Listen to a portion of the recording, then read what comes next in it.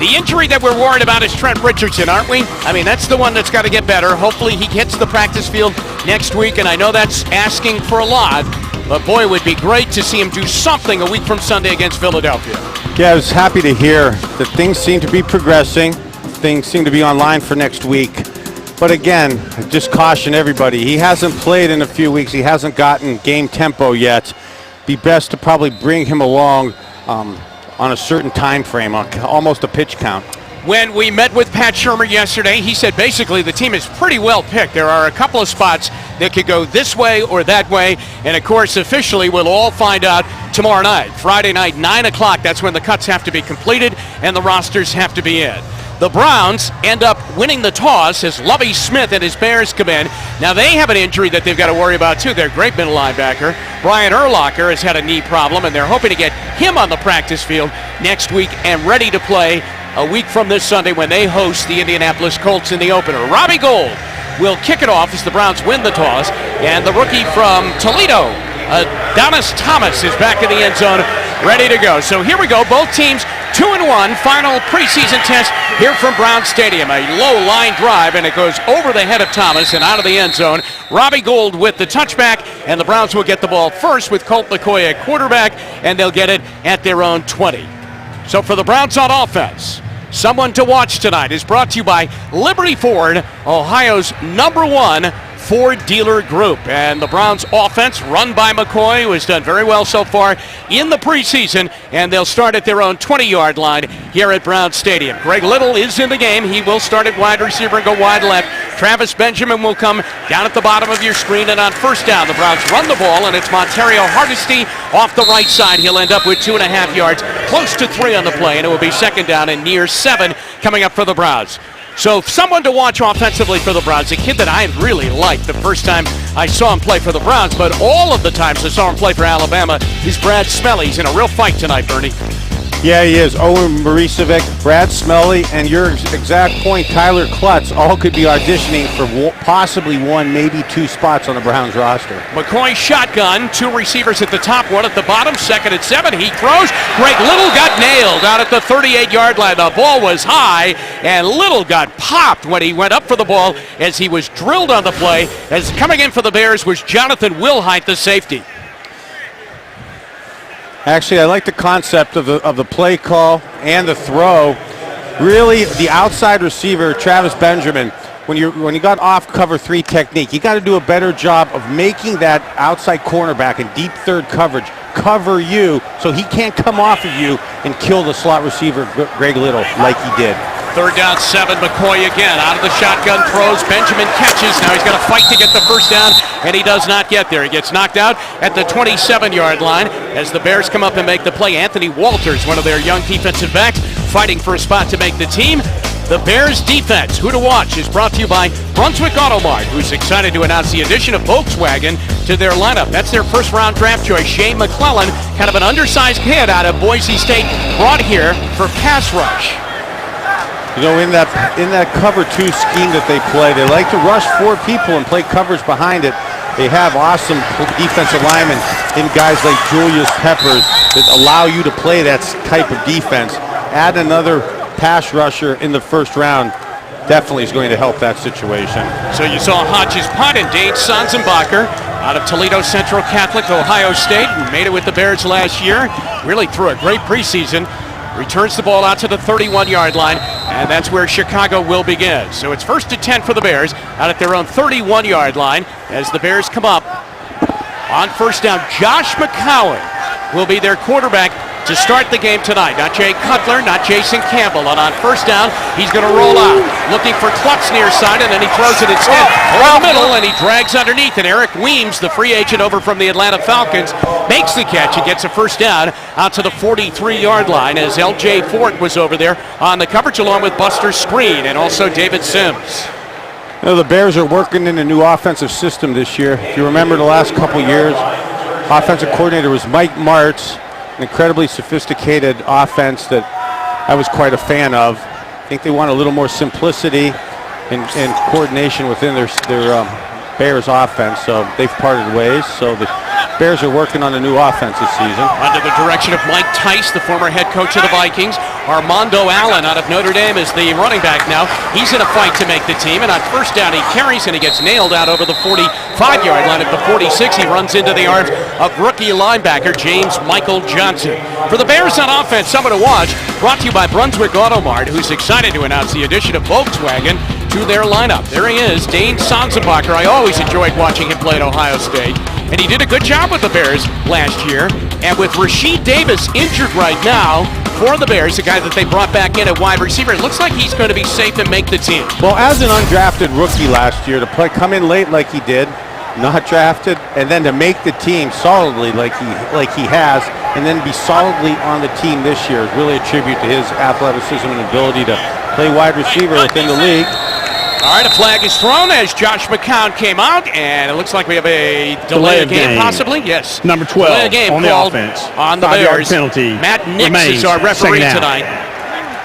Incidentally, we have an 8-man crew tonight, the highest level of experience. Division I from the college ranks 3 of our officials, 2 of them from Division II, 2 of them from Division III, 1 of them from high school. Well, Josh McDowell was so oblivious to the 30-second clock that anybody at any level could have called that delay a game. 2nd and 12, screen pass. It goes out on the right side and tripped up on the play. Nice play. Buster Screen came up and broke that up. Beautiful play by Buster Screen as the Bears came up and ran a screen to Armando Allen.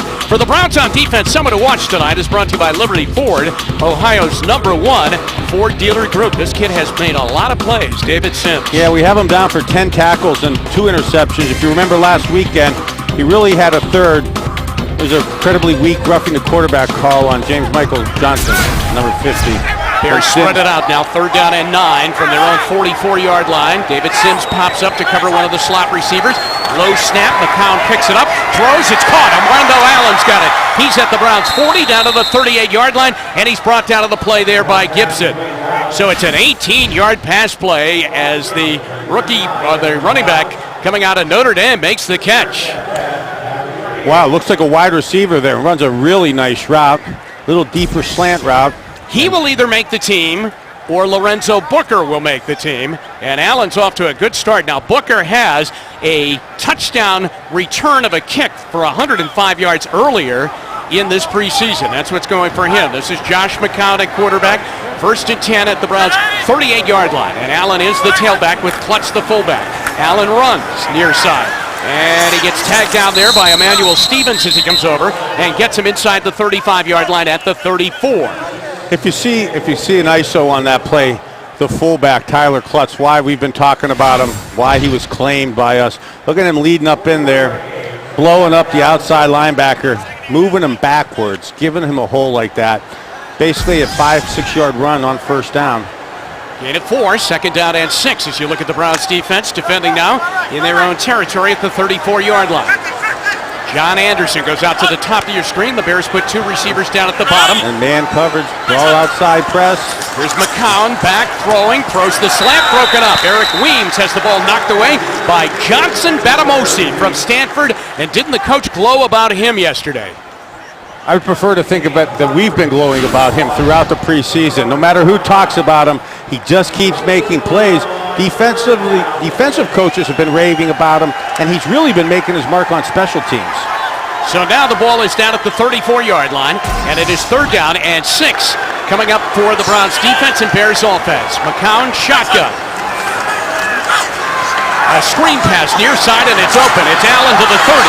Stumble, 25, down to the 21-yard line, and he's brought down by Tashawn Gibson as he makes the tackle after a 13-yard gain. And a 1st down to the Browns 21. Boy, that's a nice screen, well timed. Nice little screen play. With an injured guy on the field. One of the Browns down injured. Back at the 32-yard line as he was defending on that screen. And it's one of the Browns' defensive linemen. We'll check out that as the Browns will have to send some trainers out there to take care of that situation. 1st quarter, 9.5 to go. No score at the stadium. Keontae Tripp, the defensive lineman for the Browns, was the injured player, and he got up and ran off the field under his own power. 1st and 10, though, after that screen pass to Armando Allen at the Browns' 21-yard line. And they hand the ball back to Armando Allen, and he gets drilled in the backfield. Brian Sanford was in there, along with Ronnie Cameron, a former Bear. He started out training camp in Chicago with the Bears. Excellent job at the point of attack by the front four of the Browns, moving the line of scrimmage basically back 2 to 3 yards. It's a classic way to stuff the run. Well, before that carry, Armando Allen had 7 yards rushing. He had 34 yards receiving it, as he's caught 2 big third down passes on this drive, the opening drive of the game. Now it's 2nd and 12 after a loss of 2. Here's McCown. He's in the pocket, throwing right corner of the end zone, out at the 2-yard line, broken up by Trevin Wade. Nice play as Britton Golden was the intended receiver down at the 2. Yeah, excellent play. We've been saying his name a lot throughout the preseason. Trevor Wade making a nice play, probably a little late on the throw. Very nice read. Excellent ball skills. Boy, I'll tell you what, you're right. Wade has played well. The rookie out of Arizona, drafted by the Browns in this draft class. Now it's 3rd down and 12. 3rd down has been a problem down on this drive for the Browns, as the Bears are 2 for 2, and both times it's been 3rd down and long. From their 23.5-yard line. McCown shotgun. They are going to run the ball. It's Lorenzo Booker. Booker cuts near side. He's got the 20, and he's inside the 20 down to the 17-yard line. Short of the first down. David Sims came up on the corner as one of the players on the chase, along with Emmanuel Stevens, and Robbie Gould will attempt a field goal for Chicago. You know, you heard me talk about it a lot last week, the physicalness, the amount of noise on the collisions and the tackling. Even though a lot of the starters are not playing tonight, these guys want to be on their respective team's roster, the 53-man roster. If not, they want to showcase their skills tonight to show they belong in the league. 35-yard field goal attempt for Robbie Gould. 7 for 7 in the preseason, and he lines the ball, and it's no good, wide left. That looked awful coming off his foot. Now he's got a rookie free agent punter as his holder here tonight, Ryan Quigley, and we'll have to see if that was the problem, but that was not a typical Robbie Gould kick. No score. We take a timeout from the stadium. 7:49 to go in the first quarter. Oski is with us on the sidelines, as he was last week. And his report brought to you by Dodge. Take advantage of the great deals at the summer clearance event. What do you got, Dave? All right, Jim, thank you. You just saw Keontae Tripp injured. They were working on his left leg on the sideline. He's still on the sideline. But we talked with Pat Shurmur yesterday. He said the bottom line wants to get out of this game without any injuries. He even told us he has a rabbit's foot in his pocket. Jim, back to you. Xavier Adibi just blows up the run by Montario Hardesty. And it's a loss on the play of a couple of yards. It will be 2nd down and 12. I have to tell you, the running game has been very, very patchy in this preseason. Right, that's just a misblocked play at the point of attack there.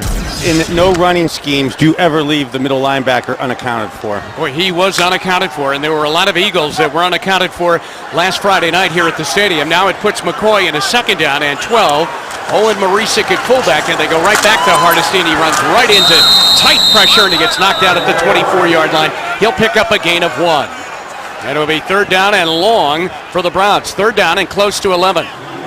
Let me alert some of our viewers out there. This 2nd and 12 run, the 1st and 10 run, Coach Shurmur really does want to keep the game, keep the flow of the game moving today. So this isn't typical of the Browns offense in terms of the conservatism, I think, that we're going to be calling plays tonight to keep the play load down.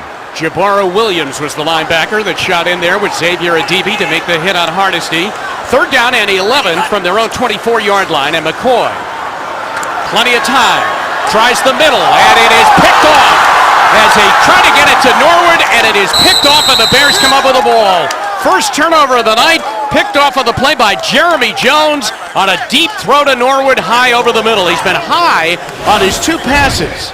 That's because the Bears are getting depth and they're underneath coverage. The throws really aren't there unless you get it in that situation too. I know Colt wants us back, so I'll do my lobbying for a telestrator. But the deep half safety takes the seam. That means down this outside, down the sideline. you have the wide receiver running unattended. I think Colt would like to have that one back. So it's first down, and the Bears have it in Browns territory at the 30-yard line after the McCoy interception. McCown with a pump fake, going down the middle of the field, looking for Sanzenbacher in the end zone. What a catch in the corner of the end zone. Touchdown, Chicago. One play, 30 yards. Beautiful, beautiful job by McCown. He really just wants to try a slant and go to the bottom of the screen down here.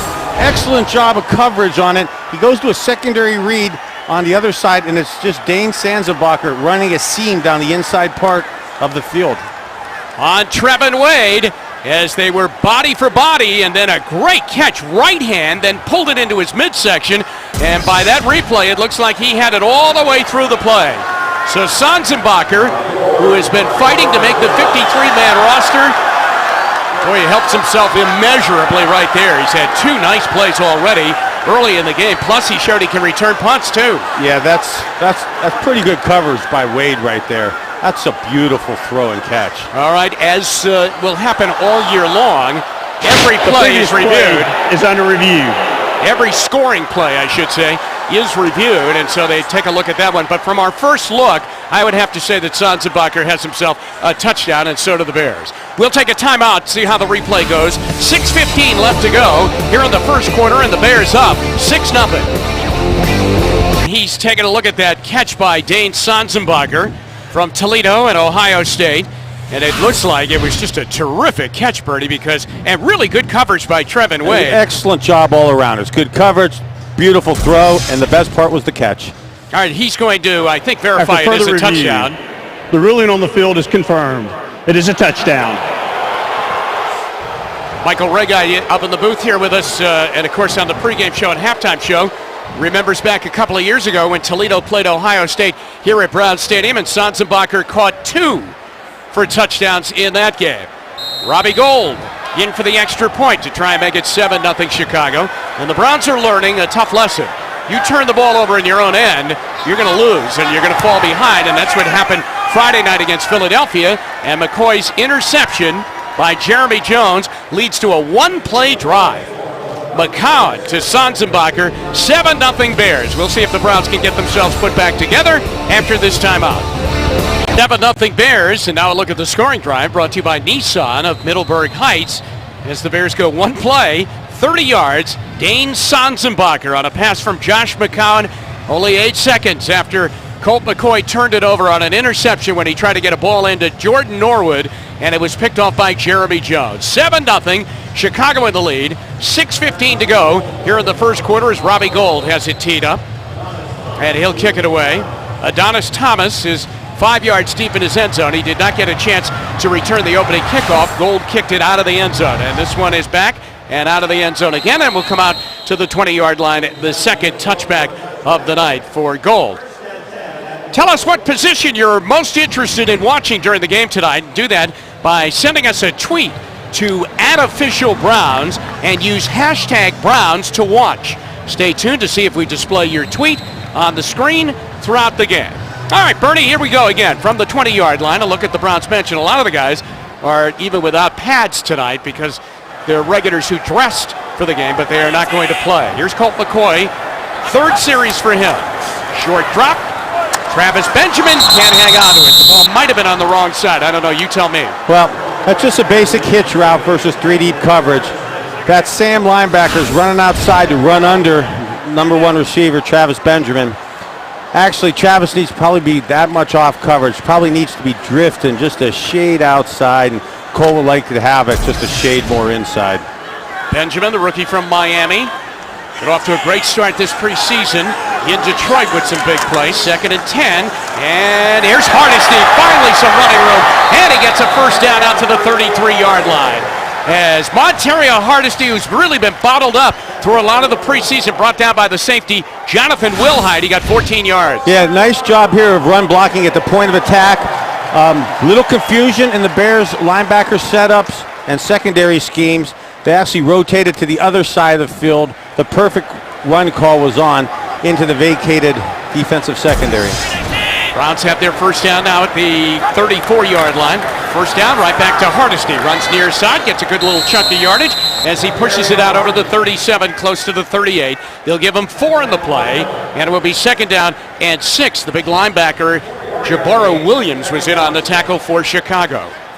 This is a Bears defense that they are a little bit worried right now that they are on the verge of getting old. Urlacher is old. Lance Briggs is getting older. Julius Peppers is getting a little bit older. None of them are playing tonight, and they look like they've got some youth on their side. So a little bit of athleticism in the second team defensive front 7. Second and 6. Quick throw. That's caught. Evan Moore's got it out to the 50-yard line and a first down. McCoy to the tight end, Evan Moore. He gets a dozen, and the Browns get their second first down of this drive.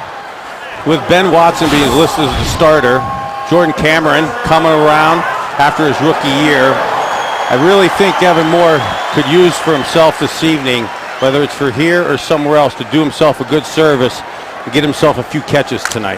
So they're right at midfield, first and 10, as Evan Moore makes his first catch of the night. And we'll see if he has a busy night here tonight. Double tight ends in. He's lined up with Alex Smith, and McCoy gives, and it's Hardesty ripping through, and he gets down to the 46-yard line for a 4-yard run on first down, setting up second down and 6. You can see the Browns got probably some run check with Mies on. That was a weak side run to the left to the top part of our screen.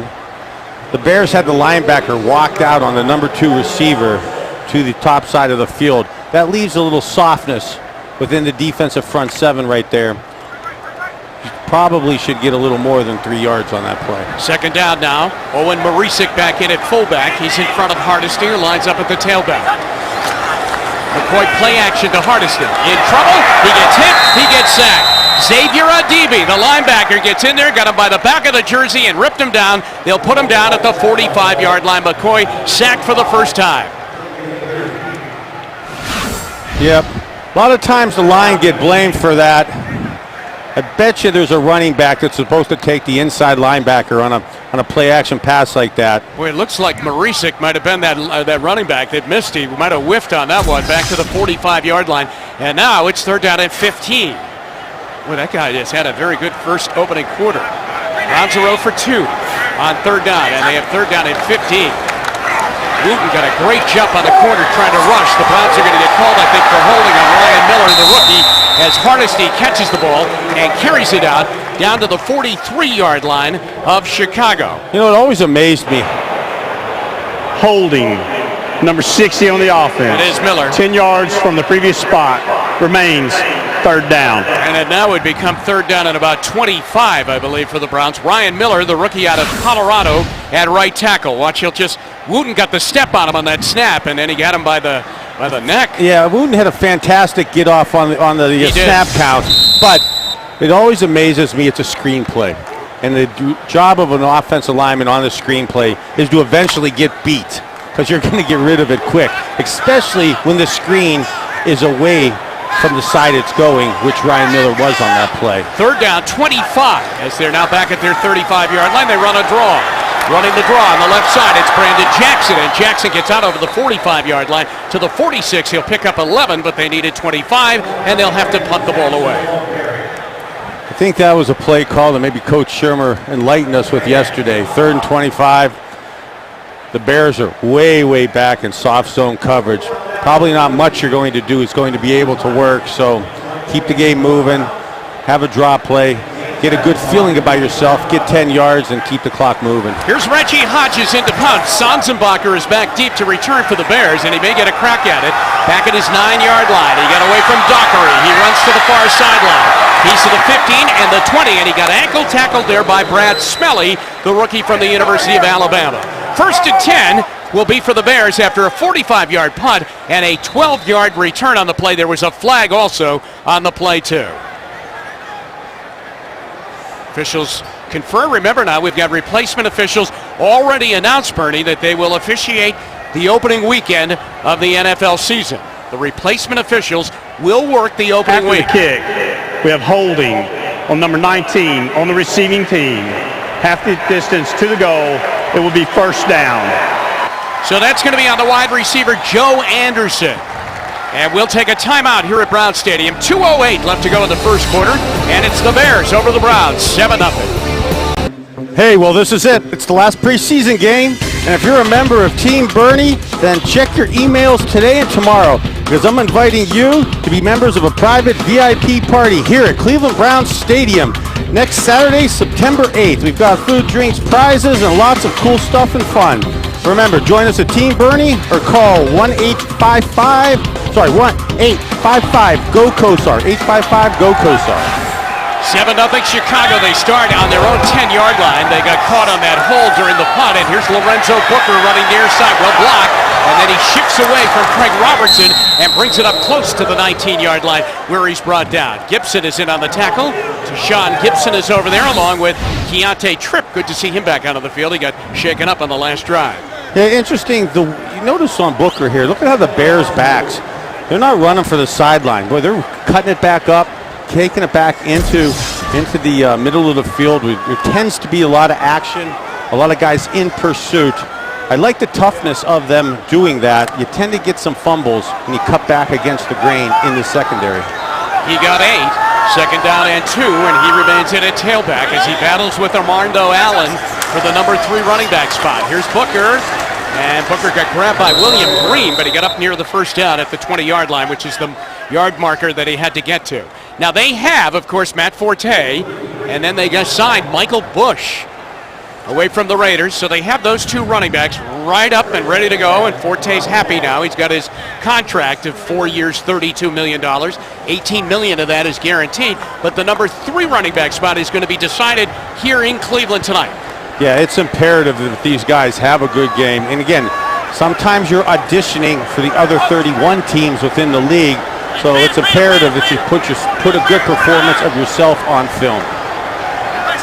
They did get the first down. Here's McCown with a play-action fake and pressure at his feet and throws across his body, and it's caught by Booker, and Trevin Wade brings him down near the 24-yard line. He got help on the play from L.J. Ford. Beautiful job of getting away from the pressure. I agree. I don't recommend this at home, children. Throwing it across your body like this across the field. It works out. The middle of the field. It works out this time. This is not how you want to make a living, though. But nicely done. But dangerous.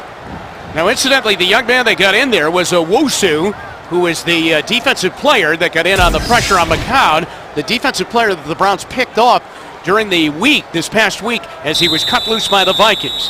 That is the end of the first quarter here at Brown Stadium. A Josh McCown touchdown pass to Dane Sonsenbacher is the only score of the game here through 1 quarter. And at the end of 1, it's the Bears 7 and the Browns nothing back to the second quarter after this timeout. Well, we've been asking you who you were most interested in watching tonight, and fans sent us some tweets already during the game. Let's see Hardesty solidify that backup running back role. One of our participants. Could you please win tonight? So far, not so good. 7-0, Chicago in the lead. They have second down and 6, and they're going to run the ball on second down, as running is Lorenzo Booker, and Booker turns and twists his way out near the 26.5-yard line.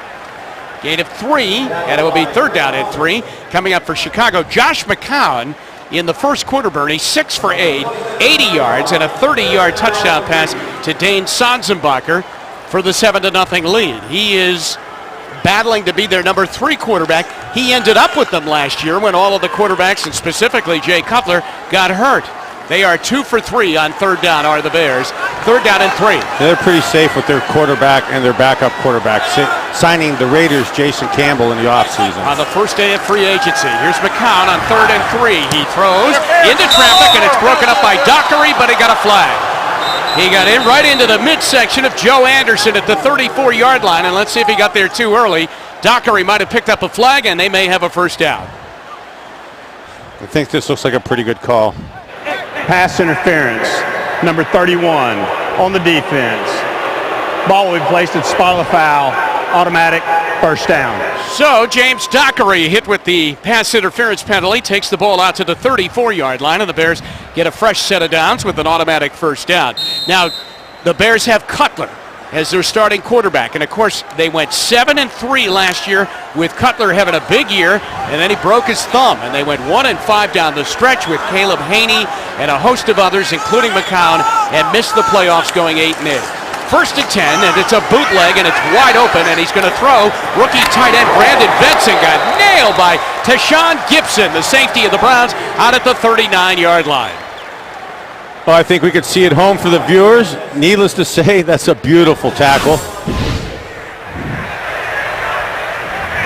Benson is a rookie tight end from Illinois State. He was a big high school star in the Chicago area, and then he broke his leg in his senior year, which took a lot of big-time recruiters off his case. He went to Illinois State, and he's trying to make it here with the Bears. 2nd down and 4. He got 6 on that catch, and that great tackle by Gibson. Browns crowd the line now. Back off. See the man coverage outside. McCown, he got hit as he threw, but he got it off. Booker now trying to get away from traffic, and he got hit from behind. Nice play. Robertson, the linebacker, came blowing through there after he had gone by the play, and he came back, helped out by Keontae Tripp. Sets up 3rd and 3, Bernie. Yeah, audible to like a 10-yard out to the outside receivers. Only problem is he sees the DB Scott, little pressure in the pocket, and just tries to make a positive play, which he does a real nice job of. Again, nice pocket presence. 3rd down and 3 from their own 41-yard line. Josh McCown, shotgun with Lorenzo Booker right on his right hip. You can see 38 there. Looking in the flat, now throws, and it is caught. Terrian Crump makes the catch. He was just brought back to the team because of an injury to Rashid Davis, and he was cut, and then they brought him back, and he makes the catch, and he gets the ball out here at the 45-yard line, and that's a 1st down for the Bears. See the ball deflected at the line of scrimmage. Actually pretty fortunate to end up with a completion there. Does Brian Schaefer in getting his hand up.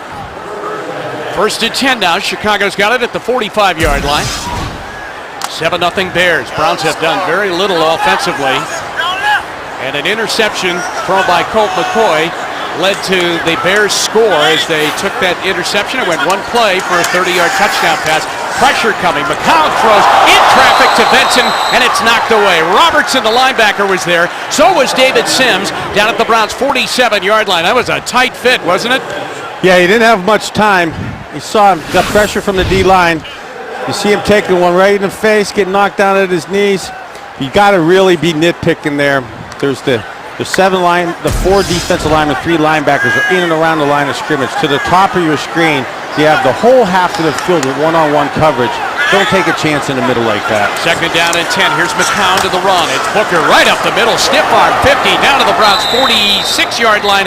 Inside the 46-yard line, and he'll be just short of the 1st down. He got 8 on the carry. Pretty fortunate, well-blocked play at the point of attack. Gonna end up 3rd and probably a yard here. James Michael Johnson, the rookie linebacker from Nevada. Picked up in the draft this past spring by the Browns. Made the tackle. 3rd down, and you're right, Bernie, 3rd and 1. That's Klutz, the fullback. Booker, the tailback. McCown at quarterback. Gives to Booker, and he'll get the 1st down off the right side with James Michael Johnson making the tackle at the 42-yard line, and the drive continues. I don't want to make this the Tyler Klutz show, but again, this is why you like your fullback, and a tough fullback at that. Now, here's the thing. Mike Tice's offense really doesn't call for a fullback. That's Klutz's problem right now with the Bears. Yeah, but if he keeps blocking like this, he'll be in Cleveland tomorrow afternoon. He leads up on 3rd and short. Because the Browns were a little broken-hearted, I think, when he did not get through waivers and the Bears snapped him up. All right, it is 1st down and 10. Near the Browns' 42-yard line, and it looks like the Bears move. Great tackle, number 76.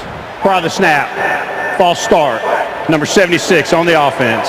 5-yard penalty, repeat, 1st down. And that would be Corey Brandon. There's Mike Tice, the offensive coordinator, taking over from Mike Martz. Would you say that Tice's offense would be simplified against the offense of Mike Martz, which you really needed a master's degree to really understand that? Let me just say, in the spirit of being nice, that would be a kind way to place that. I agree. All right, it's 1st and 15 after the 5 yards. L.J. Fort showed blitz backed off. They give the ball off, and not much there. James Michael Johnson is in there along with Roddy Cameron. And L.J. Fort on the carry by Armando Allen. And the ball goes back to the 48-yard line. And it'll be 2nd down and 15. 12th play of the drive coming up. 7-0 Bears, now under 10 minutes to go here in the first half of the final preseason game. McCown has started and gone all the way. You remember his brother Luke McCown was a Butch Davis draft choice when he was the head coach of the Browns, and actually started a few games. Quick throw, and it goes to Sanzenbacher, looking for a block. Nice play. Trevin Wade got him at the 45-yard line. He needed the block from Joe Anderson, who tried to give it to him, but Wade ran through that and made the tackle. Yeah, I'm not really sure this is what you want to do versus this coverage. 2 deep, 5 under. You got men in all the areas that play is supposed to break open towards. 3rd down and 11 for Chicago. Lovie Smith, 9th season as the head coach of the Bears. Took them to 1 Super Bowl. They got beat by the Colts. Little screen pass. Here's Armando Allen, but the Browns are there. Now can they get him down? And the answer is yes. Linebacker Craig Robertson makes the tackle. Boy, he makes a lot of tackles, doesn't he? Inside the 40, near the 38-yard line. And the Bears will set up 4th down. Nice job of the Bears, Coach Tice, making a call like that to, I would say, to get him in field goal range, although it appears like they're going to punt. Yeah, they're going to punt with a rookie free agent from Boston College, and that is going to be Ryan Quigley, who will do the punting. He had a great game last week against the Giants. Their punter, Adam Padlish, is injured right now with a hip flexor muscle problem. Travis Benjamin calls for a fair catch, but the ball hit at the 5-yard line, and the Browns will get it 1st and 10 at their own 6 with 8:19 left to go in the first half. Long field for the Browns offense. We'll take a timeout. 7-0 Chicago. It's tonight's trivia question brought to you by Nissan of North Olmsted. Are you kidding me? Because the deals are so good. Tonight's question, which 2 players share the Browns rookie record with 3 touchdown passes in a single game? We'll give you the answer a little bit later on in the show. Colt McCoy, at least for now, Bernie, is done. Seneca Wallace is in with bad field position out near his own 7-yard line, and the Browns down 7-0. But good receivers, and John Greco, the offensive lineman, playing left tackle.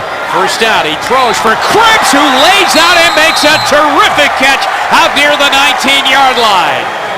Boy, every time you count him out as a receiver, they'll put him in, and he makes a spectacular play. And he makes plays for him. This is a basic hook, curl, out concept. Well read, beautiful throw, beautiful catch.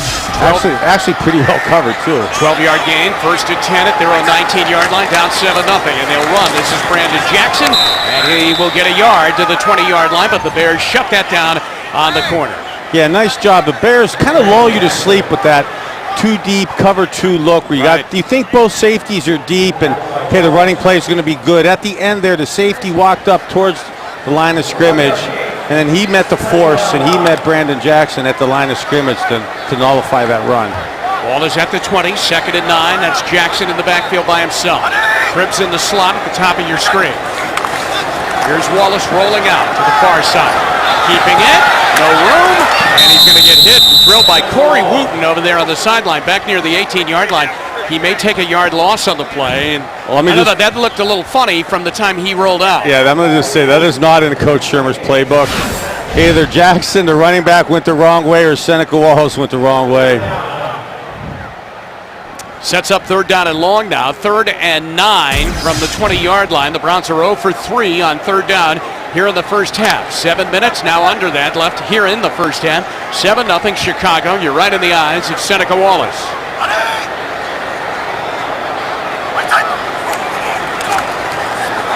And he's got to get out of there. He's got pressure. Looks like the Browns held. There's a flag down. He throws near sideline. Josh Gordon did not make the catch inbounds out near the 27-yard line. But I think the Browns are going to get flagged for a hold.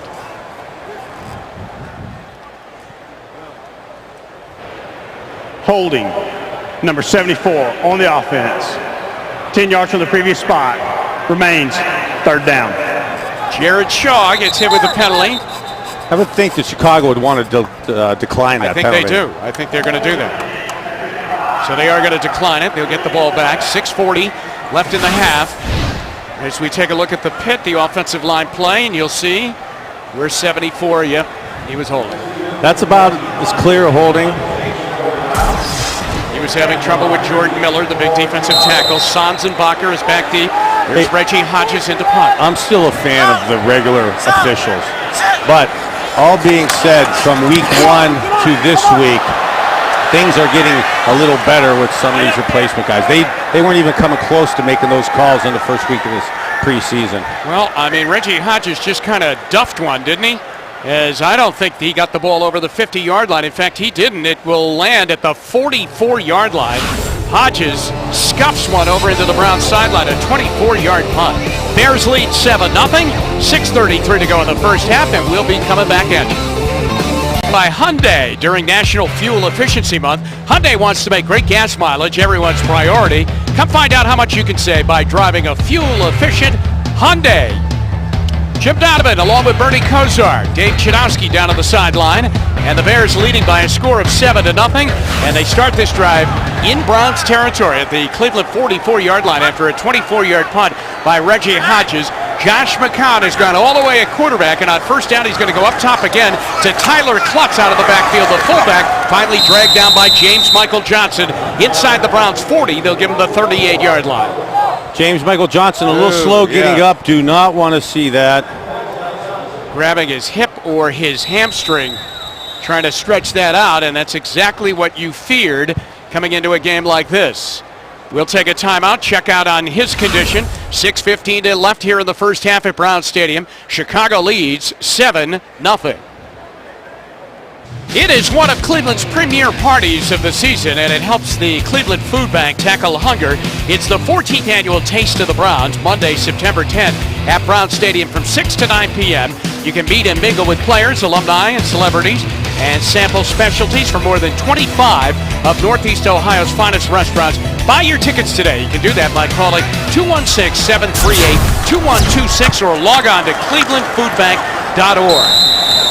All right, the Bears trying to get a first down, and they push the ball down inside the 35-yard line to the 33, and a gain of 5 by Armando Allen, and that's good enough for a Chicago first down. Now to James Michael Johnson. He left the field laboring on his left side, either his hip flexor. I don't know if it really was a hamstring. You look at Tyler Klutz kind of sneaking out. He's been leading up on the outside backers on the run plays. I think when he twisted there, he might have done something with his hip. So he tries to walk it off on the Browns sideline. Here's McCown on first down. He's going to go long. He's going for Britton Golden, and the Browns are going to get hit again, and it's Dockery again. This will be his second of the night inside the 10-yard line. I think you probably have to call this, although I do think it was over. Was it catchable? Was that ball catchable? No, it wasn't, unless he's Usain Bolt.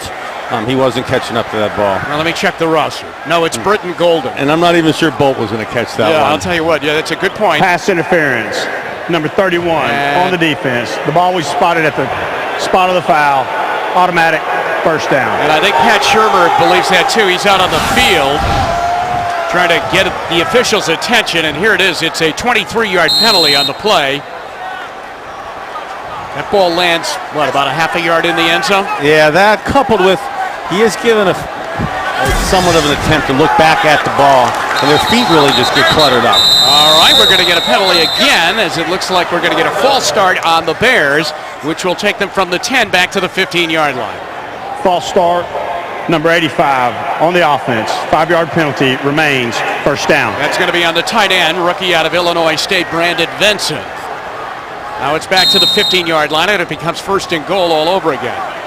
7-0 Chicago, but they are ready to go in again. 5:36 to go in the half. That's what the Bears have done in the red zone. A nice sign here. James Michael Johnson back in the game. Oh, that is a good sign. So far, that's the best sign of the night. From the 15-yard line now, first and goal again. Armando Allen will run it, and the Browns are out there on the edge, and they get him for a no-gainer right at the 15-yard line. I don't think he's doing too good, though. Look at James Michael Johnson here. He's going to come out of the game, I bet. L.J. Fort led the way on the tackle. And you're right, he is limping over to the sideline. He just can't go anymore. Having trouble with that left side. And James Michael Johnson, the rookie linebacker, to the Browns sideline. Second down and goal for Chicago from the 15-yard line. They have really had the ball a ton here in the first half as we come up to 5 minutes remaining. The Browns have barely had the ball the entire half. There's a look at the rookie linebacker. Second and goal at the Cleveland 15-yard line. Bootleg out near side. Here's McCown. Stopping, being chased by L.J. Fort. and he'll step into the safety of the sideline at the 11-yard line. He scrambles for 4. Now, he's not a runner, so he just really gobbled up as much as he could, keeping that play alive, right? Yeah, I don't think that's designed to have the quarterback run a sweep right there.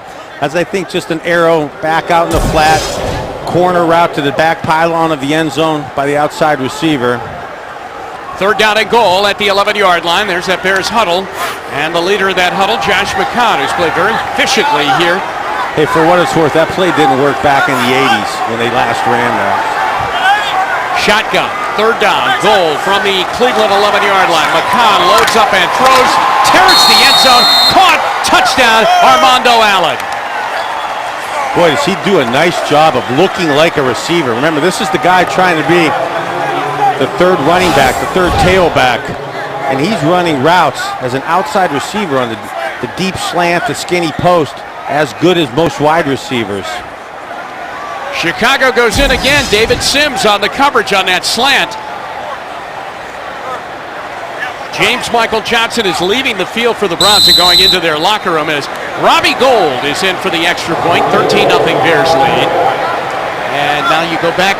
How did that drive start? It started off a bad punt by Reggie Hodges of 24 yards that gave them the ball at the Cleveland 44 to start the drive.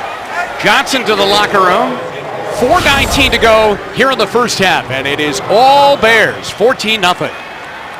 Here's a look at the Bears scoring drive brought to you by Nissan of Middleburg Heights. 5 plays, 44 yards, 2:14 was the time that it took, and it ended on an 11-yard touchdown pass. Josh McCown to that man, Armando Allen, who after all of that goes back out to cover this kickoff. Such is the life of a guy on the bubble trying to make the team. The Browns will come up with their 5th possession here in the first half, and so far tonight they've gone punt, interception, punt, and punt. I guarantee you, though, he likes being L5 on kickoff coverage, so that means they think something of him to put him in the middle. 9 yards deep, Adonis Thomas gave it a moment that he thought he might bring it out, and then he put his knee down, and he will give the Browns field position at their own 20-yard line. 14-0 Chicago leads.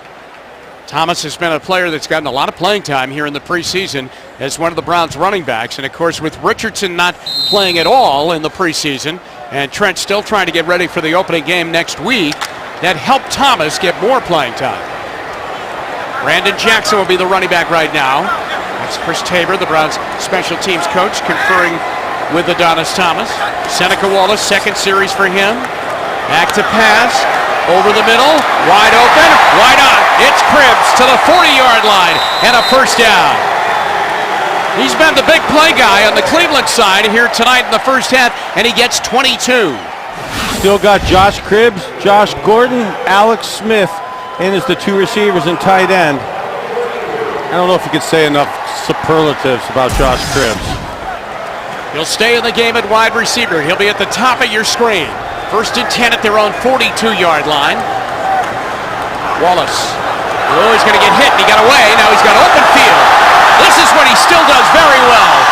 All the way to the Bear 38-yard line and another first down.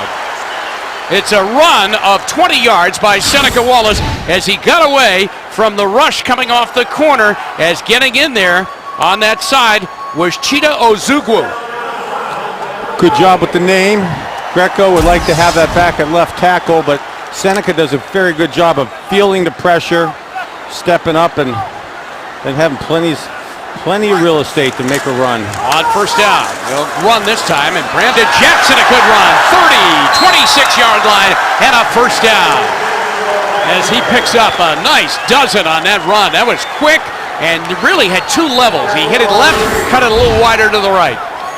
I think definitely the last 2 weeks, Brandon Jackson, and the foot injury from last year, he started making some better moves, some quicker moves, some bigger plays. I think if he could stay healthy, that's been one of his Achilles heels early in his career. They go back to him again, and with a stiff arm again, and another stiff arm, and another stiff arm, and he's up near another first down as Brandon Jackson running hard to the 16-yard line of Chicago.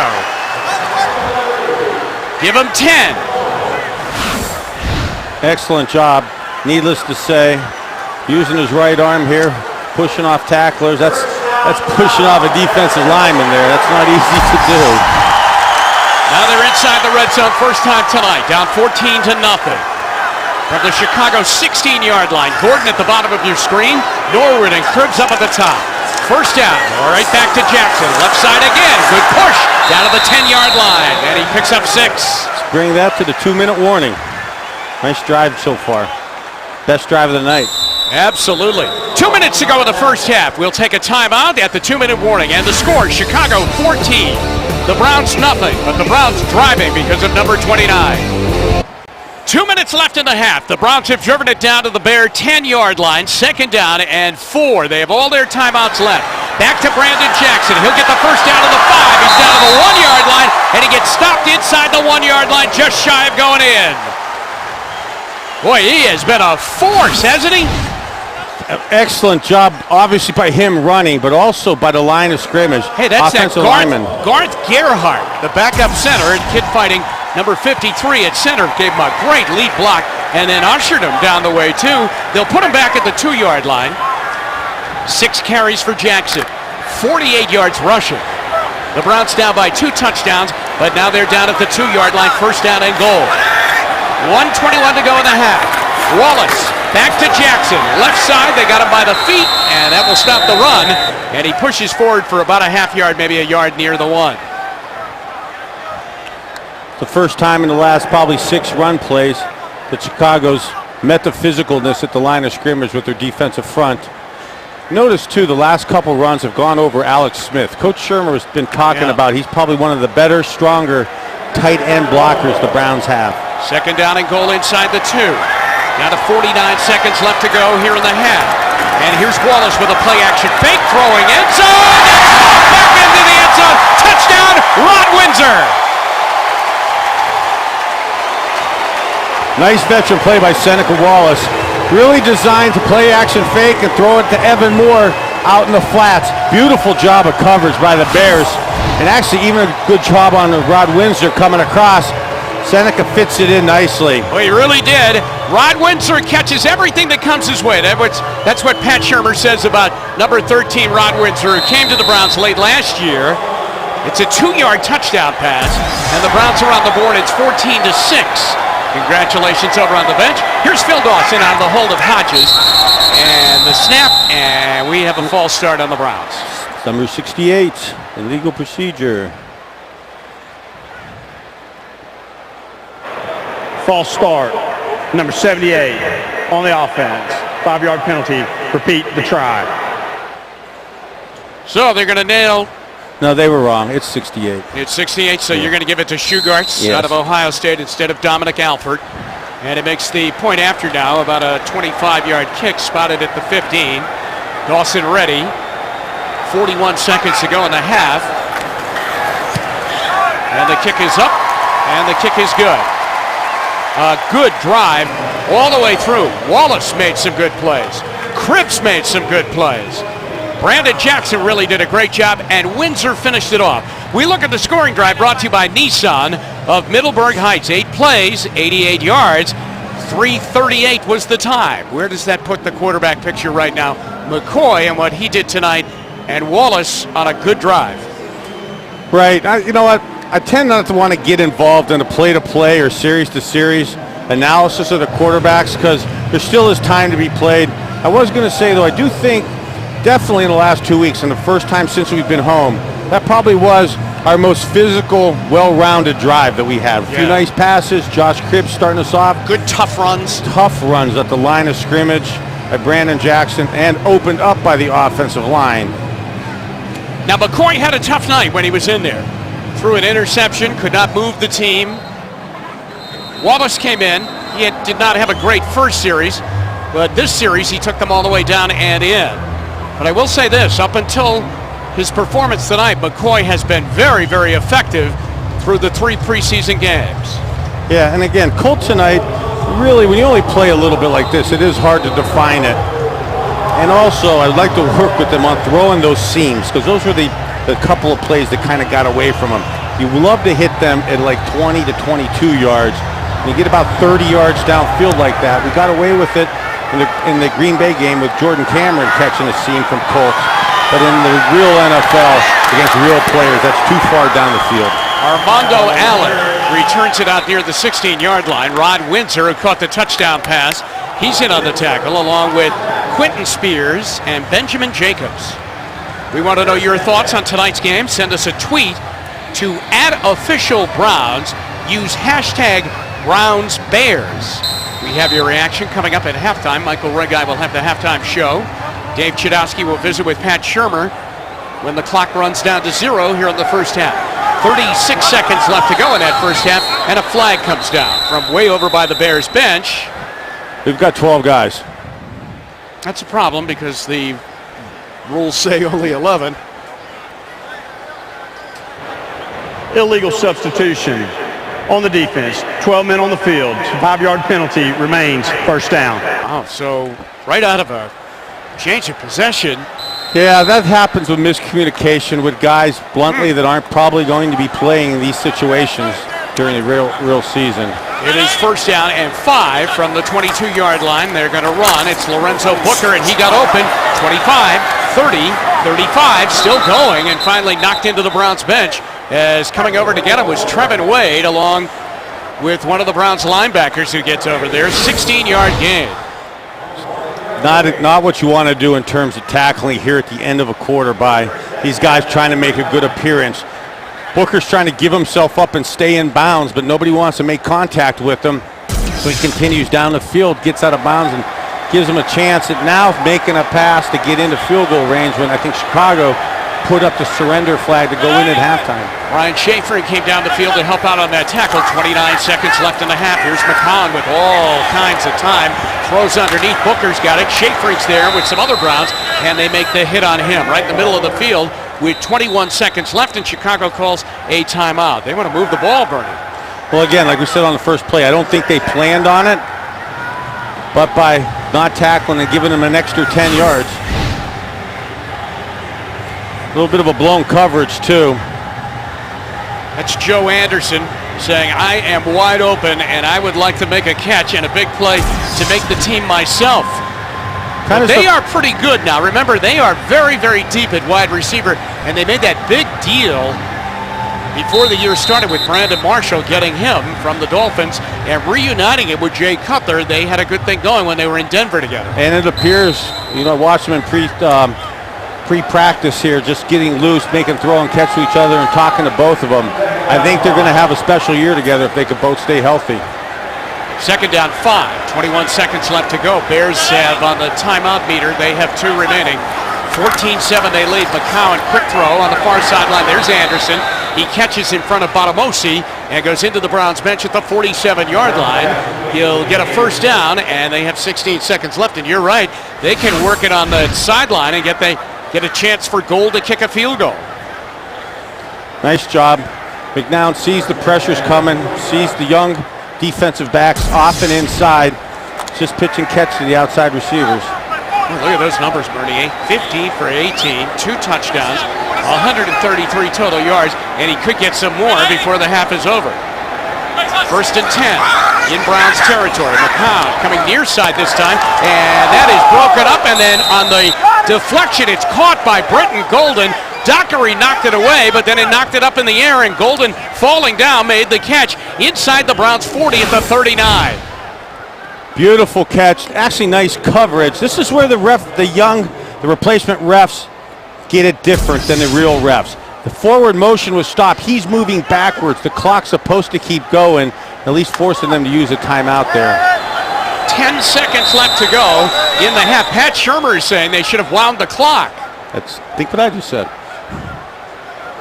And then he calls the timeout. They're going to take a look at it. It's under review inside 2 minutes. So he is contesting that maybe Golden did not have possession, or did he come down inbounds when he landed? There was the initial contact, and as Bernie mentioned, Dockery had good position, but the ball fluttered up in the air when he defended. Here it is. And his forward motion completely stopped to the point where, again, you don't stop the clock. Well, I think he's and then you can see, I think his elbows or shoulder pads also hit out of bounds first. Nice challenge by Coach Shermer. Well, you're not supposed to have to, but yeah, because it's under 2 minutes, inside 2 minutes, 10 seconds left to go. Now remember, Pat is, explaining his case over there. I think but this is what is going to be the scenario next week on the opening weekend, which begins next Wednesday, I believe. That's when the Giants this is play, where right? this is a tough spot for these coaches. You make a mistake like this, like you could tell he started talking to him when they said this was a good catch. The refs didn't catch that this is a reviewable play. Coach Shermer caught it, and he started working on the big boy right here before they even got to the huddle. Those that we saw in one of the games where the coach got a penalty, a 15-yard penalty for challenging it when he wasn't supposed to. Mike McCarthy. But if you don't make the refs aware of the rules, you run the risk of you looking bad and your team being punished. These are the close calls that in week 1 or 2 with replacement referees could really affect a lot of people's lives. Right. All right, here's the play again, Bernie. And Dockery defending on Britton Golden, the wide receiver of the Bears, and he's juggling the ball as he comes down. He's out of bounds. He's out of bounds. His left foot hits, and his right hand or elbow hit. As it sits right now, it's a completed pass, and the ball is sitting at the 39-yard line of the Browns. 14-7. Chicago took a 14-0 lead. Then Seneca Wallace, inside of a minute remaining in the half, found Rod Windsor on the back edge of the end zone for a touchdown pass of 2 yards to get the Browns on the board. And I thought he was just saying to that official with him, what was the previous line of scrimmage? And I thought the other guy said to him it was the 45-yard line. So let's check it out. Well, I don't want to go out on a limb, but it's not too tough for him because it was a first down pass, so it's whatever the 1st and 10 is. Matt Nix is the referee. Here is the call. After further review, the pass was incomplete. It will be 2nd down at the Cleveland 42nd. Please reset the game clock to 12 seconds. That's not bad by him. It's Cleveland 42nd. In reality, it's the 47, but I'm nitpicking on him now. So they got it right. I mean, it wasn't looking like they were going to get it right. Pat Shermer helped them get it right, I think. Don't you think? Yes, he did. He did, most definitely did. The refs did not see that. 2nd down and 2. Now with 12 seconds to go as they put 2 more seconds on the clock. Now secondary trying to get lined up. 3 receivers in the set for the Bears. McCown, short drop, pulls it down and rifles it in. Booker made the catch at the 42-yard line, and he is tapped down by Trevin Wade and L.J. Fort, the linebacker, with 6 seconds left to go in the half. Robbie Gould is standing over on the Bears sideline right with the coaches. Dave Tobe is the special teams coach to see if he is needed here to try and attempt a field goal with 6 seconds left. It would be a really long one, though. Be about a 60-yarder. Yeah, I actually think this is sometimes where you want to just practice your specialty plays. 60-yard field goal or maybe a Hail Mary in the end zone. You don't really have enough time to pitch and catch something. Maybe you could get 3, 4, 5 yards on a quick hitch. You could do that in 4.5 to 6 seconds, but you're running it close. All right, they're going to bring the fullback back in. That's Tyler Klutz, who we've been detailing tonight. Benjamin Jacobs comes in at linebacker for the Browns. He checks in. You see him popping around 54 in your screen. 6 seconds left to go in the half. Roll out near side. McCown, and he's going to run the ball up to the 40 and takes 2 hits. One from Ford, one from Brian Sanford, and he went out of bounds. What the heck was that? That's, again, we used to see that with Woody Hayes in the 70s, and it barely worked then. It's the 2nd time they've run this bad play. All right, hang on. Both times with this response. Lovie Smith does not think the half is over. The referee, Matt Nix, then tells him it is over. And the teams go to the locker room. I love Lovie Smith, but for running that horrible play again, he's getting penalized. He does not get the extra second. All right, Pat Shermer moving into position with Dave Chudowski. Let's go down to the sideline. Dave. Jim, thanks. Coach, Colt McCoy, Seneca Wallace, your thoughts on their play in the first half, and are you close to making a decision on them? Well, I don't know if this is going to totally tell the story. I think we got to keep everything in mind on that. But, we obviously didn't play well on offense in the first half.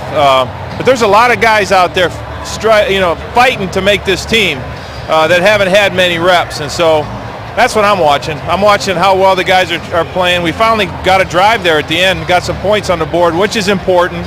I thought Seneca did a nice job of, executing the drive. And then we got some good runs out of Brandon Jackson there too. So there's some good stuff in there. There's stuff for us to evaluate. And hopefully what we see tonight will make our decisions tougher. And with these decisions, how much better is this team than you were at this point last year, Coach? Well, we didn't play well enough to beat anybody in the first half. But I do feel like we've made progress as a team. And this fourth preseason game isn't a total indication one way or the other of where you're at, because we got a whole lot of guys standing on the sideline. Okay, thanks. And have a good second half. Jim Burney, back up to you in the booth. All right, thanks a lot, Dave. Dave's Sideline Report was brought to you by Dodge. Take advantage of the great deals at the summer clearance event. At the half, Bears 14, Browns 7. Michael Regai's got the halftime show when we come back to Brown Stadium. Time for the second half, and the Browns on the short end of the score. The Bears lead it by a score of 14-7. And let's take a look at the first half statistics and how things went in that first half. The Browns finally getting a drive going very late, but the Bears dominated in time of possession, 17 minutes and 46 seconds. And they had 21 plays over on the Browns side of the field. Of course, they were helped out by an interception that gave them the ball at the Browns 30 and one drive, and then a short punt by Reggie Hodges, which gave the Bears the ball starting at the Browns' 44-yard line another time on a 24-yard punt. Anything else you'd like to pull out there, Bernie? Well, the other thing, too, is thank God for the last drive by Seneca Wallace leading to the touchdown, as that basically equated for about 90 yards of the total offense. Up until then, the statistics weren't looking too great. James Michael Johnson left the game, the Browns rookie linebacker, and he's out with an oblique muscle problem. On the line drive kick to start the second half, here's Britton Golden. He took it low and 9 yards deep, and he's coming out with it to the 15, and he'll get short of the 20-yard line, knocked down at the 18-yard line. Benjamin Jacobs is in on the tackle, along with Quentin Spears, who was down there, and Owen Marisic. They're all down to team up on the tackle, and the Bears will start 1st and 10. Golden is a free agent wide receiver, and they'll start 1st and 10 at their own 19-yard line. Yeah, McNown's still in the game at quarterback. Don't think we're going to see, definitely not Cutler, but even their backup, Jason Campbell. Jason Campbell coming over from the Raiders as a free agent in the offseason. First down run. Here's Lorenzo Booker, and he gets to the outside. He's over the 25, and he gets knocked out of bounds by David Sims, and L.J. Ford and Keontae Tripp chased him down too. But he ends up with 8 yards on first down, and their running backs look a little bit quicker than our running backs running the ball tonight. Well, knowing that they're set with the first two positions, and these two guys are playing for probably the last position, they're both doing themselves a nice service this evening. Lorenzo Booker battling it out with Armando Allen, who caught a touchdown pass in the first half. Booker now looks like he may get the bulk of things here in the second half. Second down and a yard. And a false start. Matt Nix, our referee, who was involved in a number of plays in the first half. False start, number 70 on the offense. 5-yard penalty, remains second down. Edwin Williams got caught moving a little bit early, and the ball goes back now to the 23-yard line, and it becomes second down. These are not the mistakes young players want to make at this point in the game. You have 2nd and 1. You got a chance to get a nice, easy first down. Right. Now you get a 5-yard false start penalty, pre-snap penalty. Which makes it 2nd and 6. It's Booker again, and Booker pushes, and he gets out near the 25-yard line. Knocked down there. William Green, a linebacker and defensive end for the Browns, comes in, along with Brian Schaefer. There's Booker getting up a little slowly, being helped out by one of his offensive linemen. 3rd down and 4 as he picked up 2. Both coaches right now, whether you're Lovie Smith or Pat Sherman, now look at this situation and say, let that clock run and let's get out of here as healthy as we can and not have a young player that we think has some promise get injured here in the second half. From the 25, here's McCowan, and he's going to lob one near side for Sanzenbacher, and it is intercepted on the sideline. Gibson's got it at the bare 46-yard line. Tashawn Gibson got up over the top of Sanzenbacher and intercepted and got his feet down inbounds. Really nice play. Well timed. Don't usually see them hands by a DB. Boy, and he got those feet down, too. Watch, he looks down right there, and he's got those feet in. And so near the Chicago 45-yard line, here come the Browns out. Will make that kid coming out of Wyoming, a Wyoming Cowboy, feel very good as he's one of those players. Now, every turnover is also reviewed this season, whether you have replacement officials or when the regular officials come back. That was decided upon at the league meetings this past spring. Thaddeus Lewis in at quarterback, and he throws, and Josh Gordon catches it out of a tackle to the 30 and down inside the Bear 30 at the 29-yard line, and a first down. There's lightning from Lewis. Thaddeus Lewis, nice safe play to start with. Interesting that Josh Gordon is still in the game with him, getting his, I think, first catch of this evening. 16 yards on the catch, and the ball now inside the 30 at the 28-yard line. First and 10 off the play by Gordon. Travis rubbed Benjamin. Off that first tackle. Travis Benjamin still in the game. Brad Smelly in at fullback. And Adonis Thomas, the running back. Play action fake. Lewis is going to get drilled. Oh, did he get hit. They were coming off both corners, and boy, did he get drilled on the play. Ozugwu comes in and makes the play. Cheta Ozugwu makes the sack. Sadly about this here, this is just a four-man rush, 2 deep, 5 under zone. Both tackles get beat outside. Well, that ball almost got punched out too. Also a couple of his ribs. Aston Whiteside almost punched that ball out. Now it's second down at 15, and they're going to run, and it's Thomas, and he gets crumbled down to the ground at the 34-yard line. So they've gone backwards even a little bit more. Now it becomes third down at 16 after they get the interception, and then a crisp pass play to Josh Gordon from Thaddeus Lewis of 16 yards. They take a sack and then a negative running play. There's a nice learning point here for a young quarterback. You want to get the first down if they do something crazy and blitz, right? But really you want to get about 6-7 yards to make it about a 40-yard field goal. Like underneath, this. they throw. Thomas catches at the 30, at the 25, and he almost got it all back. He's at the 21-yard line and finally brought down. A nice, safe little play here. Really designed to get 7, 8, 9 yards. It gets a little more than that, but still 2 yards short of the first down, but making it a realistic field goal attempt. For the linebacker, Xavier Adibi, who's made a couple of other good plays today, just got enough of Thomas to keep him from getting the first down. Sets up a field goal try, like Bertie said, and it will be a 39-yard field goal attempt for Phil Dawson. His only miss was from 56 yards here in the preseason, and that was in Green Bay. Dawson into the ball, end over end. The kick is up, and it is good. And the Browns have answered back after falling behind 14-0 with the 10 next points in the game. So Dawson hits a 39-yard field goal. We take a timeout. 11-19 left to go in the third quarter, and the Bears lead over the Browns, 14-10. Here's a look at the quarterback stats. They're brought to you by Liberty Ford, Ohio's #1 Ford dealer group. McCoy started, and he went 2 for 5 with an interception. Seneca Wallace then came in. He went 3 for 40. He had a big running play, too, and threw a touchdown pass to Rod Windsor. Lewis just had this drive. He went 2 for 2, and he got sacked. 2 for 2 for 30 yards, and it ended on a Phil Dawson field goal. So that's where we are right now, 14-10 with Colt McCoy watching from the sidelines. Greg McCoy is back deep to return for the Bears. Chicago is a roster filled with key return guys. Remember, Devin Hester is the best. End over end on the kick.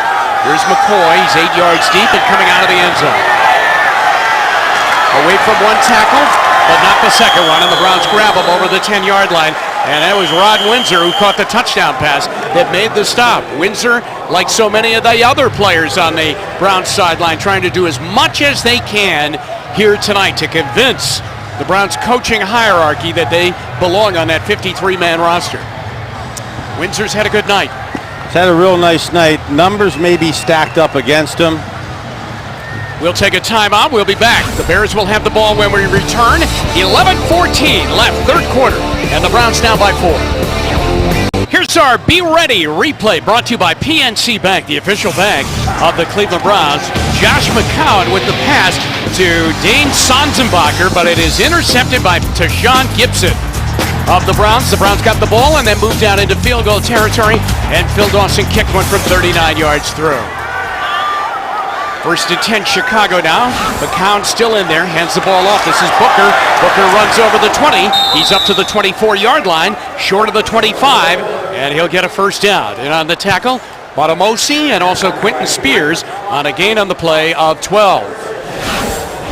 You know, look at the blocking at the point of attack. You're seeing this actually on both teams now with the... There's that fullback that you like, and they like, and we all like, Tyler Klutz. Yeah, they had him on kickoff coverage in the wedge. Kickoff return in the wedge. Maybe he's going to stick with the Bears, with his current team. There's Booker at tailback, first and 10, Chicago. Out at their own 24-yard line, just shy of the 25, leading by 4. Josh McCown's gone all the way at quarterback. Booker to the near side, runs up the back of linebacker Benjamin Jacobs, who got some help on the play. And Ernest Owosu, the new Browns defensive lineman, comes in along with Ronnie Cameron, the former Bear, now a member of the Browns. And they bring him down. Gain of 4, second and 6. As we were looking at the last highlight, the blocking at the point of attack, actually by both offensive line, has gotten significantly better as the game's gone on. Part of that is, I think, the discipline of the third team front seven for both teams. They're really out of their run lanes quite a bit, and they're opening up holes at the point of attack. Booker has 11 carries, 74 yards in the game. Here's McCown to throw, and it goes to Klutz, and that's a nice tackle. Nice play. Dockery, who's been flagged a few times here tonight, comes up with a nice stick on Tyler Klutz at the 30-yard line. Yeah, early in my career when I was inexperienced, I'd make this mistake. Get Ernest Biner or Kevin Mack killed. This is cover 2. This is Dockery's spot. He's out in the flat here. He's not going anywhere. You really don't want to blindside your fullback with that type of throw where he turns his head and he gets pummeled and undercut, and legs chopped out from him from the defensive back. All right, let's see if they can come up with a third down stop now. Third down and 4 from the 30-yard line. The Bear 30. McCown back to pass, throws. Joe Anderson makes the catch out near the 36-yard line on a quick slant and a first down. Boy, that is a veteran quarterback, though, just pumping that ball in there. Johnson Batamosi on the tackle and the coverage for the Browns, the rookie from Stanford. Yeah, on the second down throw that I didn't particularly like, he probably got it too quick out of his hands. Shows really good patience, letting the receiver clear into the second window there and get some separation against press coverage. And earns them another set of downs. First and 10 at their own 36-yard line. He wants Britton Golden to go out wider at the bottom of your screen. The Browns almost jumped. That's William Green firing off the corner. Here's McCown back to pass. Throwing for Klutz, and he got tipped over by Batamosi, but he hung on to the ball out near the 42-yard line, gain of 5. I like the confidence to change in a play, but changing it to a bad play with double coverage out there is very fortunate. And once again, he hangs the big man, the big fullback, up to dry. You don't want an experienced cornerback having a guy exposed like that with his back to the ball. Well, they're moving it with their passing game. Second down and 4 from the 42-yard line. Leading by 4. McCown on a give. Here's Booker, and he gets submarined and knocked down at the 44-yard line. Owosu is in on the tackle for the Browns. Benjamin Jacobs helped out, and it is third down and 2 for the Bears. They are 6 for 10 on third down here in the game tonight. 7.5 left to go in the third quarter.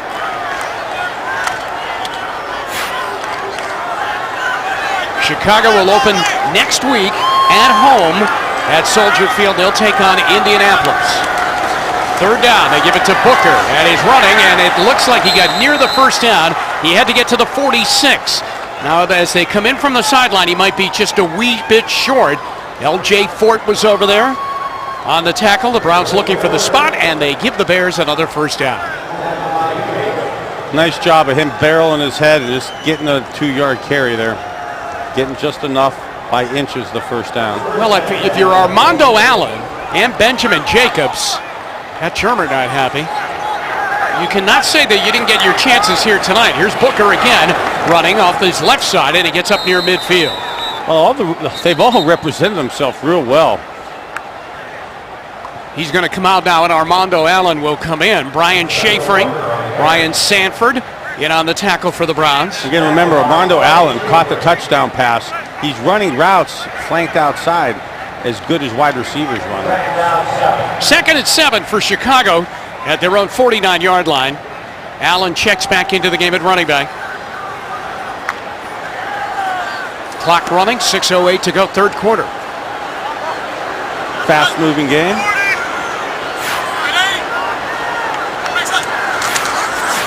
This is Armando Allen. And he's knocked down just shy of midfield as the Browns get in there. Well, Benjamin Jacobs is in to make the tackle. Schafering over there too, along with William Green and L.J. Ford. But Jacobs led the charge. Jacobs started the first game of the preseason because DeQuell Jackson was out. So he went in there a middle linebacker, and there's a nice play. 10th play of the drive, Bernie, and they're only up to their own 49-yard line. Third down and 7 for Josh McCown and the Bears, and they'll spread it out. They'll empty out that backfield. Allen will be the widest receiver on the top of your screen, the running back. He is uncovered right now. Here's McCown throwing to the middle, and it's dropped. Britton Golden couldn't come in with it at the 42-yard line of the Browns. Botamosi was in the vicinity on coverage, but if Golden had hung on to it, he had plenty of yardage. Yeah, miscommunication in the secondary. Have him wide open, a shade behind him, but you're trying to make the team or have anybody respect you within the league, you need to make that catch. Ryan Quigley is in to punt for Chicago. Travis Benjamin is back deep to return for the Browns, setting up at his own 10-yard line. Quigley had a great punt in his only punt of the game so far. He sent a knuckleball down inside the 5-yard line, and it rolled back to the 6. And the Browns had bad field position. Quigley on this one hangs it very high. Benjamin will call for a fair catch. And again, the ball will hit at the 5-yard line, and the Bears go down and capture it. Jonathan Wilhite captures it inside the 5-yard line. So it's a long field for the Browns offense when we come back. 5:04 left to go. Third quarter at the stadium. It's the Bears leading 14-10. Time to take a look at the play of the game, which is brought to you by Time Warner Cable. Enjoy all the things you love better. Call Time Warner Cable, 1-800-TW-CABLE. Seneca Wallace to Rod Windsor in the back of the end zone, and the Browns' first points of the night on a good drive by Wallace, running by Jackson, catches by Cribbs, finished off by Rod Windsor. Now from their own 6-yard line, here's Thaddeus Lewis, short drop, looking slant behind Josh Gordon at the 15-yard line. He tried to pull it back in, but it's incomplete. Same statement with the Bears on their 3rd and 6th play. You really, Josh Gordon, want to catch that, but Thaddeus Lewis, you want to lead him just another half a step. It's interesting to see Gordon in this late, isn't it? Yes. Last preseason game. Travis Benjamin still in there too. Brad Smelly is in the game at fullback. And Adonis Thomas lines up behind him in the straight eye. 2nd and 10 from their own 6-yard line. Lewis. Okay, see, now you got the cover 3, man outside. And he's going again, same side, deflects up in the air, and Gordon trying to pull it away, and he couldn't. It's deflected, and the Bears come up with the ball, and they're going to rule it and hit the ground. Gordon had it. It went up in the air. He tried to snatch it back in, and it fell incomplete. The Bears tried to play like it fell down, and they intercepted it, but it's incomplete. No, this definitely bounced off the ground. Oh. On an out-breaking route, I was a little aggressive with him in the I don't know if it did. first 2 games. Well, I don't know if that did hit the ground, but one of the Bears hit the ground, and he's injured. And we'll take a timeout from the stadium. Chicago leading 14-10. As we come back, this is that last play, and that's Josh Gordon, and he's going to be defended here by Greg McCoy. Hey, before we even get to that, did you see how Josh is drifting away on an out-breaking route? Now it bounces off the back of his Chicago heel. is challenging the ruling on the field of an incomplete pass. They ruled it incomplete, but as you can see, it never hit the ground. Greg McCoy, who initially defended the pass, ended up with the deflected ball and took it in for an apparent touchdown. So now the officiating crew, here it is again, Bertie. It went off the back heel of Gordon and stayed up in the air. It did not bounce off the turf, and McCoy stayed with it then and went into the end zone untouched. Now Lovie Smith has challenged that, and of course the first question would have been, Did the whistle blow? Did the whistle blow when they thought it was an incomplete pass? And obviously it did not blow because he's challenged this, and they're going to take a look at it. Now if we go by our replay, it's a touchdown. Yeah, this is a touchdown. I'm just to go back to your point on Gordon, you were upset. I'm just disappointed. I mean, the first 2 games, Detroit, Green Bay, he almost gets Brandon Wheaton a pick 6 a couple times. He's look at how he's drifting away from an out-breaking route. I mean, that's a cardinal rule. You always come back to the ball. You don't drift away and let a guy cut in front of you. Lovie Smith thinks that he's got a touchdown. So do the Bears. Here's the real time, and listen to see if we have a whistle. Did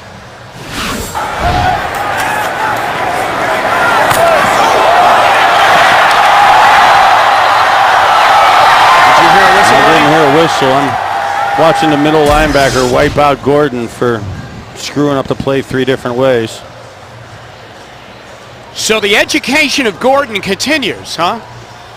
Yeah, it's good to get this out of the way now. And this is stuff Coach Shermer's been working with him on. You actually saw him last week catch a couple of the exact play and routes against Philadelphia. After further review, the ruling on the field is reversed. Yep, touchdown. The ball never touched the ground.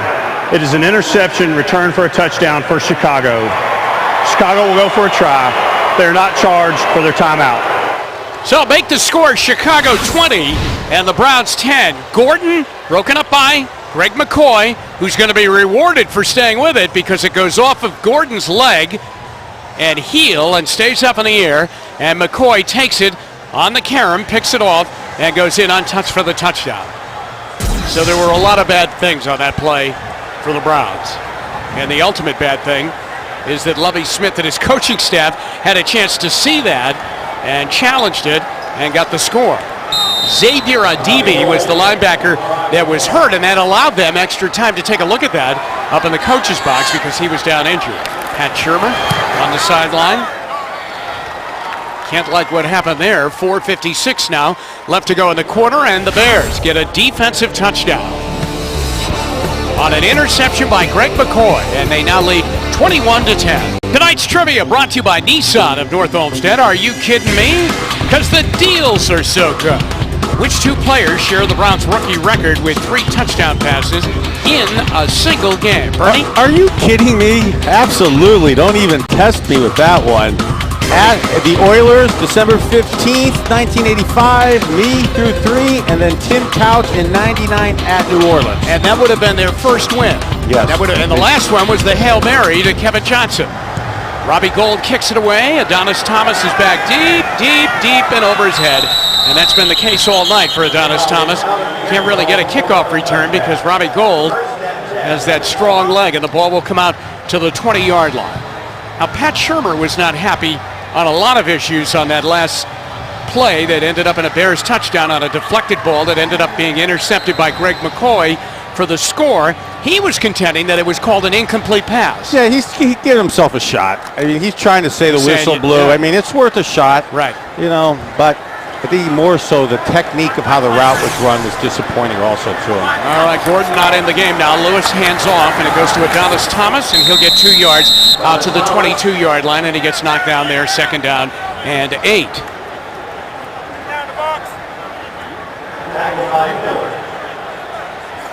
Second and 8 for the Browns at the 22-yard line.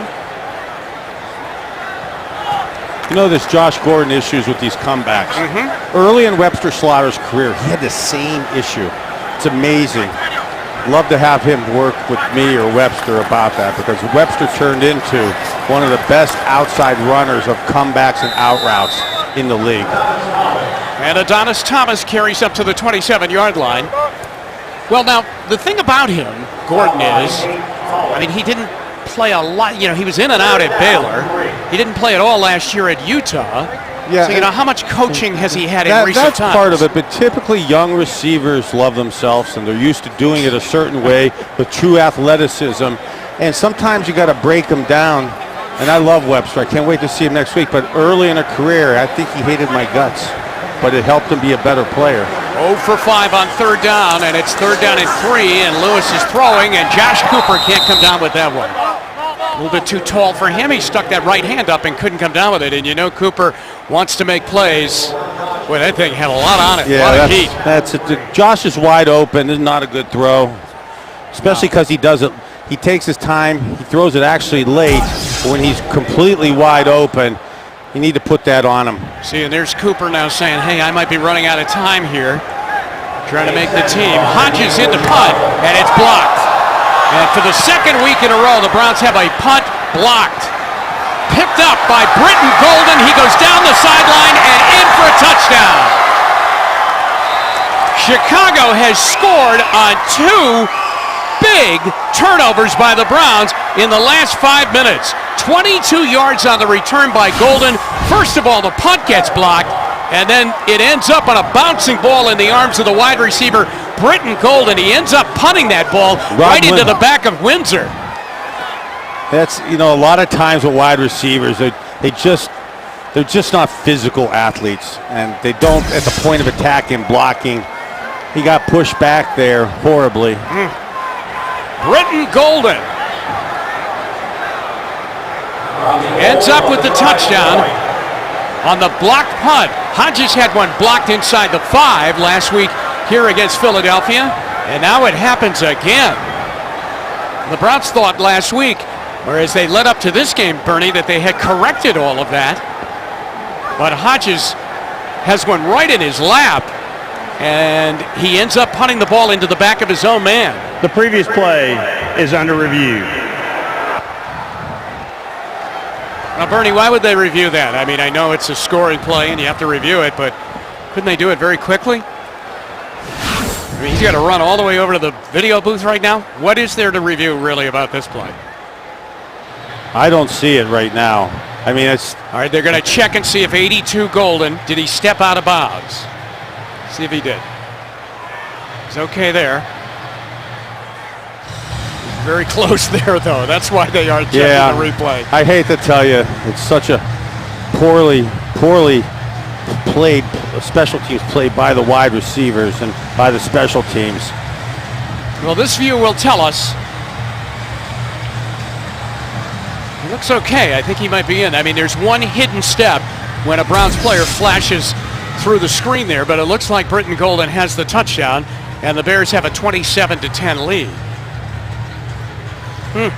Well, there's a lot of work to do, I think, next week as they get ready for the Philadelphia Eagles. Yeah. In all areas, offense, defense, and special teams. Well, we talked about it last week before the game, almost smugly, that we almost anticipate winning special teams. Right. That statement actually came back to haunt us. And again tonight, a couple of little things better than last week, but offense, defense, and special teams leaving a lot to be desired.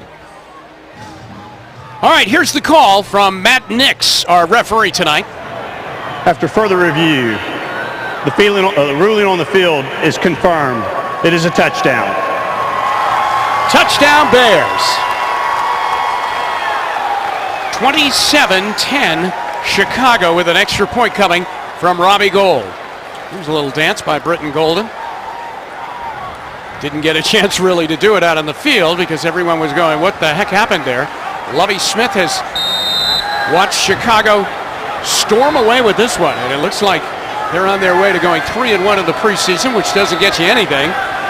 But he didn't have to use any of his regulars here tonight. He's gotten a lot of good work from his running backs, from his young defensive people that he's trying to get a look at here tonight, from wide receivers, and a very veteran effort from Josh McCown at quarterback. You know, when you're trying to make these decisions of 5, 6, 7 wide receivers, 2, 3, 4 tight ends, 2 backs, 3 backs, 2 quarterbacks, 3 quarterbacks, a fullback, not a fullback, an H-back or not. Right. Those things sometimes are interdependent on each other. And a guy who could play H-back, fullback, and tight end and special teams may have a better chance of securing one of those final spots because he could patch in at other positions. This rookie report is brought to you by Tim Misney. You watch them play, he'll make them pay. And here we go. Thaddeus Lewis on the night, 2 for 5, 30 yards with an interception. And Tashawn Gibson with the interception and a pass defended and a couple of tackles in the game. Robbie Gould will kick it away. Now 28-10 Chicago. I have to tell you something, Bernie. I mean, the Browns have got to tighten things up in a lot of ways. And both punts blocked the last 2 weeks actually wasn't the punt coverage team or the punt rush team, they weren't actually trying to block him. It was just miscommunications or, again, Rod Windsor, a lack of effort. Robbie Gould kicks it away. Here's Adonis Thomas, now 5 yards deep. To the 15-yard line, and he will fight to get up to the 20-yard line, and that's where the Browns will start at their own 20. Down there first for Chicago on the play was Isaiah Fry, a rookie cornerback, and Thaddeus Lewis off the bench will come back in. He's had a rough go here tonight.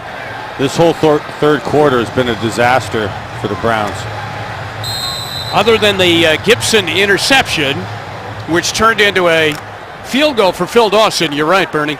Been a tough go. Lewis from his own 20-yard line with Thomas and Smelly. There's the fullback in the backfield. That's Cooper in motion. And Adonis Thomas to the outside. He'll get a yard to the 21-yard line where he gets corralled down there. Nate Collins was on the tackle for Chicago. You know, this could be Coach Shermer, wanting to run the ball a little more. See how Brad Smelly leads up into the line of scrimmage. See how he isolates in on some of these lead blocking plays. Smelly now goes over on the line of scrimmage, and the give goes to Adonis Thomas, and he's out to the 26-yard line where he picks up 5 more yards, and it will be 3rd down and 4 for the Browns. He's worked hard, hasn't he, Thomas? He's worked hard. The team's worked hard. The details and execution of the plays really hasn't been there. And this 3rd and 3 to 6, which we've had a handful of times tonight, Chicago has made the 3rd and 3 to 6 plays. We have not.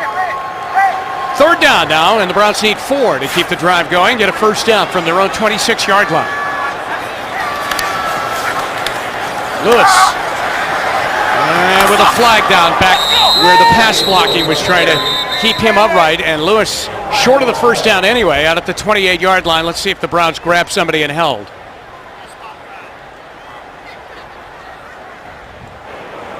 Holding, number 64 on the offense. 10-yard penalty remains.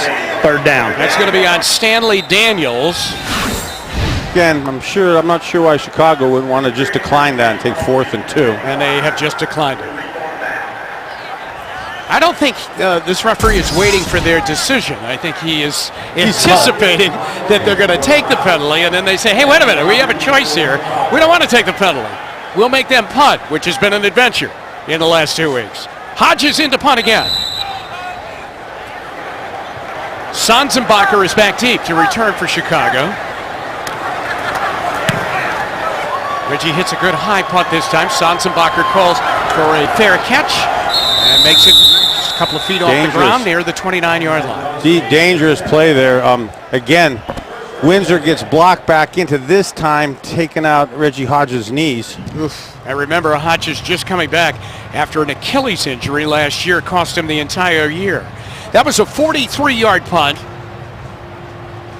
And Chicago gets the ball now 1st and 10 at their own 29-yard line. Hey, don't miss the Subway Browns postgame live tonight following the game. Michael Regai will have postgame player interviews, press conferences, and he'll take your calls and your emails. Subway Browns postgame live tonight after the game over on Sports Time Ohio.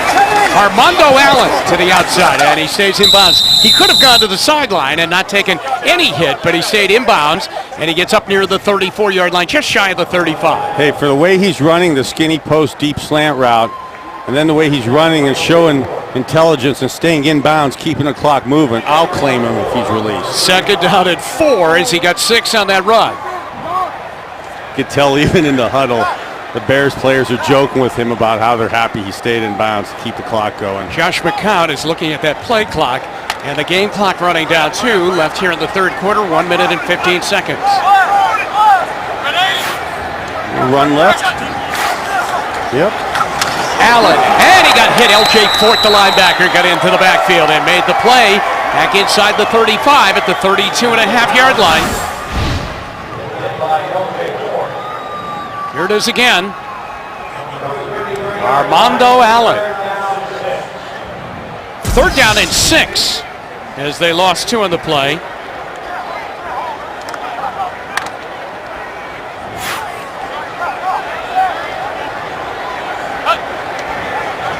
Chicago in the shotgun, Josh McCown. Back pressure coming. Shafley chasing McCown. He'll run with it, and he's going to get the first down. He's over the 40-yard line to the 42, where he finally got knocked down by Tashawn Gibson. It is a 9-yard scramble and run. Nice job of him getting those extra few yards to get the first down and get out of the third quarter. Yeah, they did not have to run another play here in the third quarter. 9 yards on that run. And they won't. They have had the ball.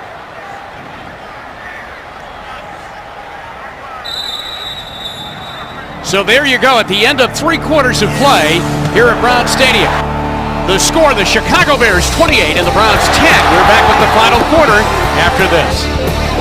Let's go down right now to the Browns sideline. Dave Chudowski is there. His sideline report is brought to you by Ram. Take advantage of the great deals at the summer clearance event. Dave. Jim, on a night with a lot of negatives, searching for some positives on the sidelines. I think you can look at the running backs. Montario Hardesty hasn't fumbled. Brandon Jackson looked good, but you to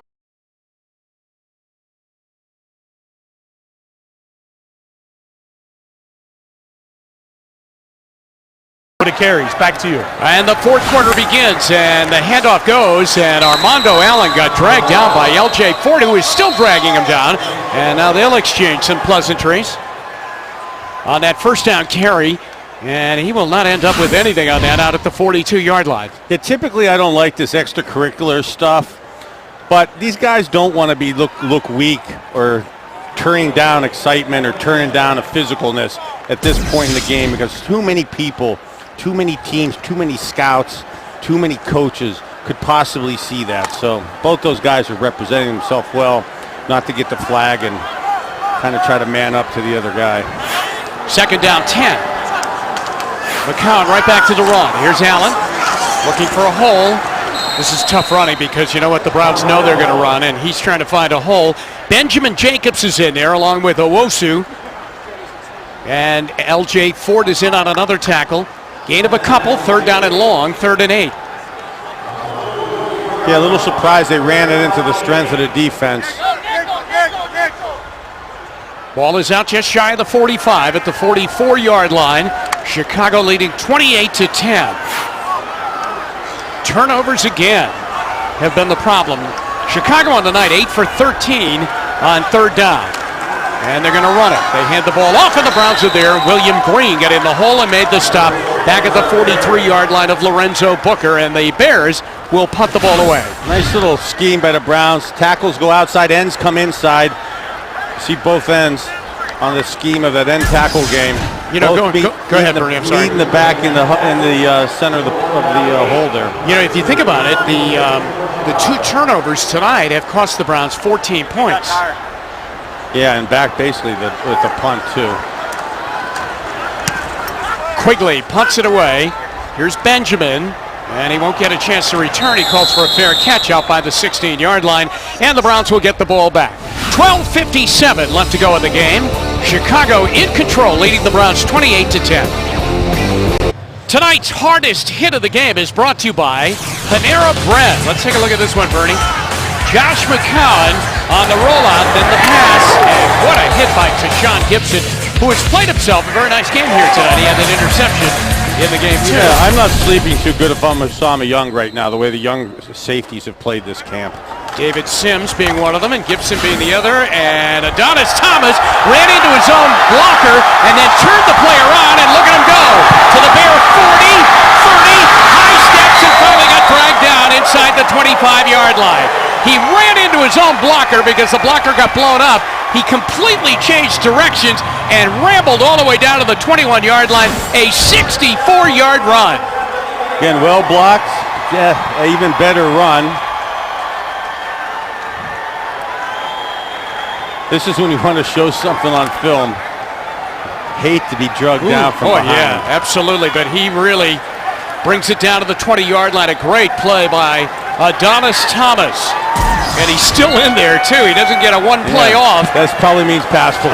Here's Thaddeus Lewis back, and now he's got to get out of there. Lewis pointing for someone to change their route, and he's going to weave his way for about a 2.5-yard run down inside the 18-yard line. He was pointing, and I think he was yelling to Josh Cooper to do something in the left side of the end zone. Bernie, what has to happen there What does a receiver You have to do on that play? You usually have very precise scramble rules, of which Josh Cooper was doing basically what he was supposed to. The outside guy goes deep. Somebody from across the field comes over and comes back towards the ball or across the field is one form of it. And then the other is sometimes you just want guys coming back to the ball. Second down 8.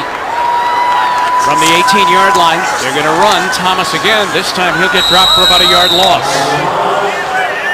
In on the tackle for Chicago is Jabara Williams, the linebacker, back at the 19-yard line, and it will now become third down and 9. Brad Smelly will check out. Jordan Norwood will check in. You know, it was supposed to be a big night for Smelly. Yep. He has not really been able to get involved. He made a tackle on special teams. Norwood going out to the top of your screen. Third down at 9 for Thaddeus Lewis.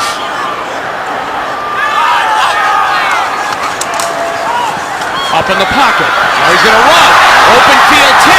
He weaves to the 5. Dives towards the goal line. And they're not going to give it to him. He's inside the 1. It will be first and goal. 18-yard scramble by Thaddeus Lewis. Yeah, it's a nice play. It's nice for this time of a game, this part of a game. But in the regular season, I'm not sure how much this works against the pro defenses. Well, you can see right there, as on our replay, he does not get in. He is just shy of the goal line. The ball will be spotted inside the 1-yard line. Oh, look at that big defensive lineman coming down there and making the play. That was J.T. Thomas. Inside the 1, they bring Smelly in as a fullback. Thomas will be the tailback. Lewis gives. Thomas vaults up and over and in. Touchdown. Well, he deserves it after that great run of 64 yards. And he goes in. That's his second rushing touchdown of the preseason. Nice job by Smelly leading up in the hole there.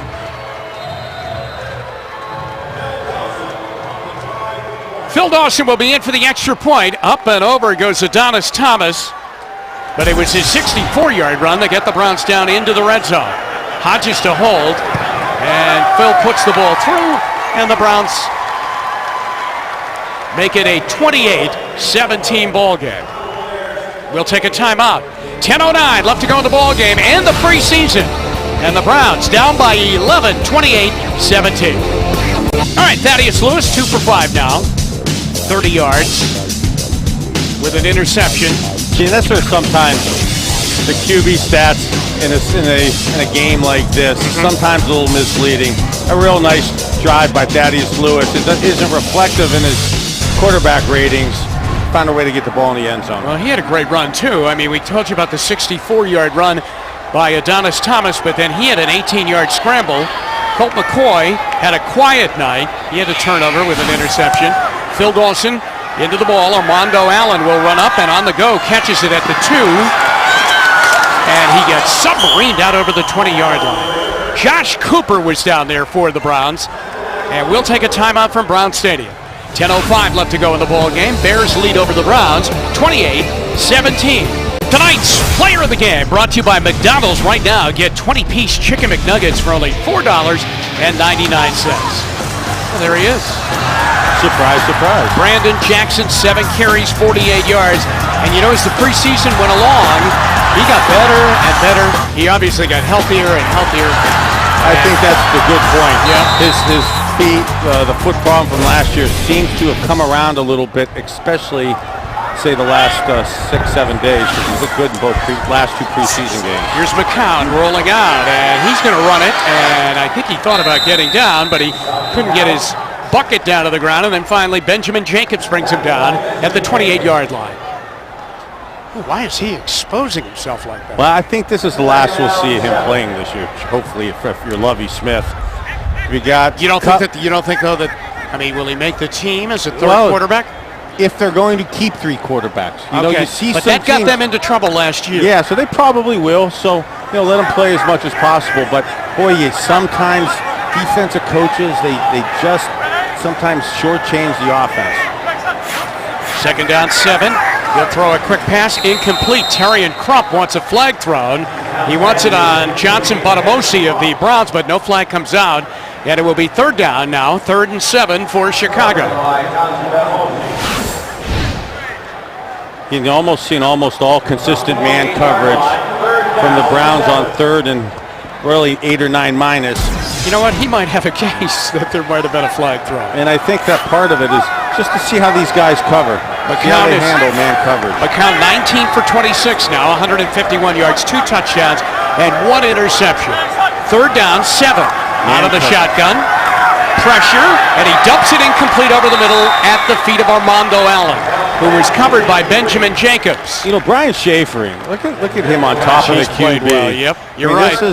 This is just effort from him, blasting up the middle, pushing the pocket, hustling, and making him throw it early. Hey, incidentally, right now, Tyler Klutz is long snapping for the Bears. So number 44 is over the ball. He's the fullback. He is on all their special teams, and he can long snap. I just can't see how they would let's expose somebody like that. All right, here's Travis Benjamin with all that speed. Cuts 30. Looks good. 40.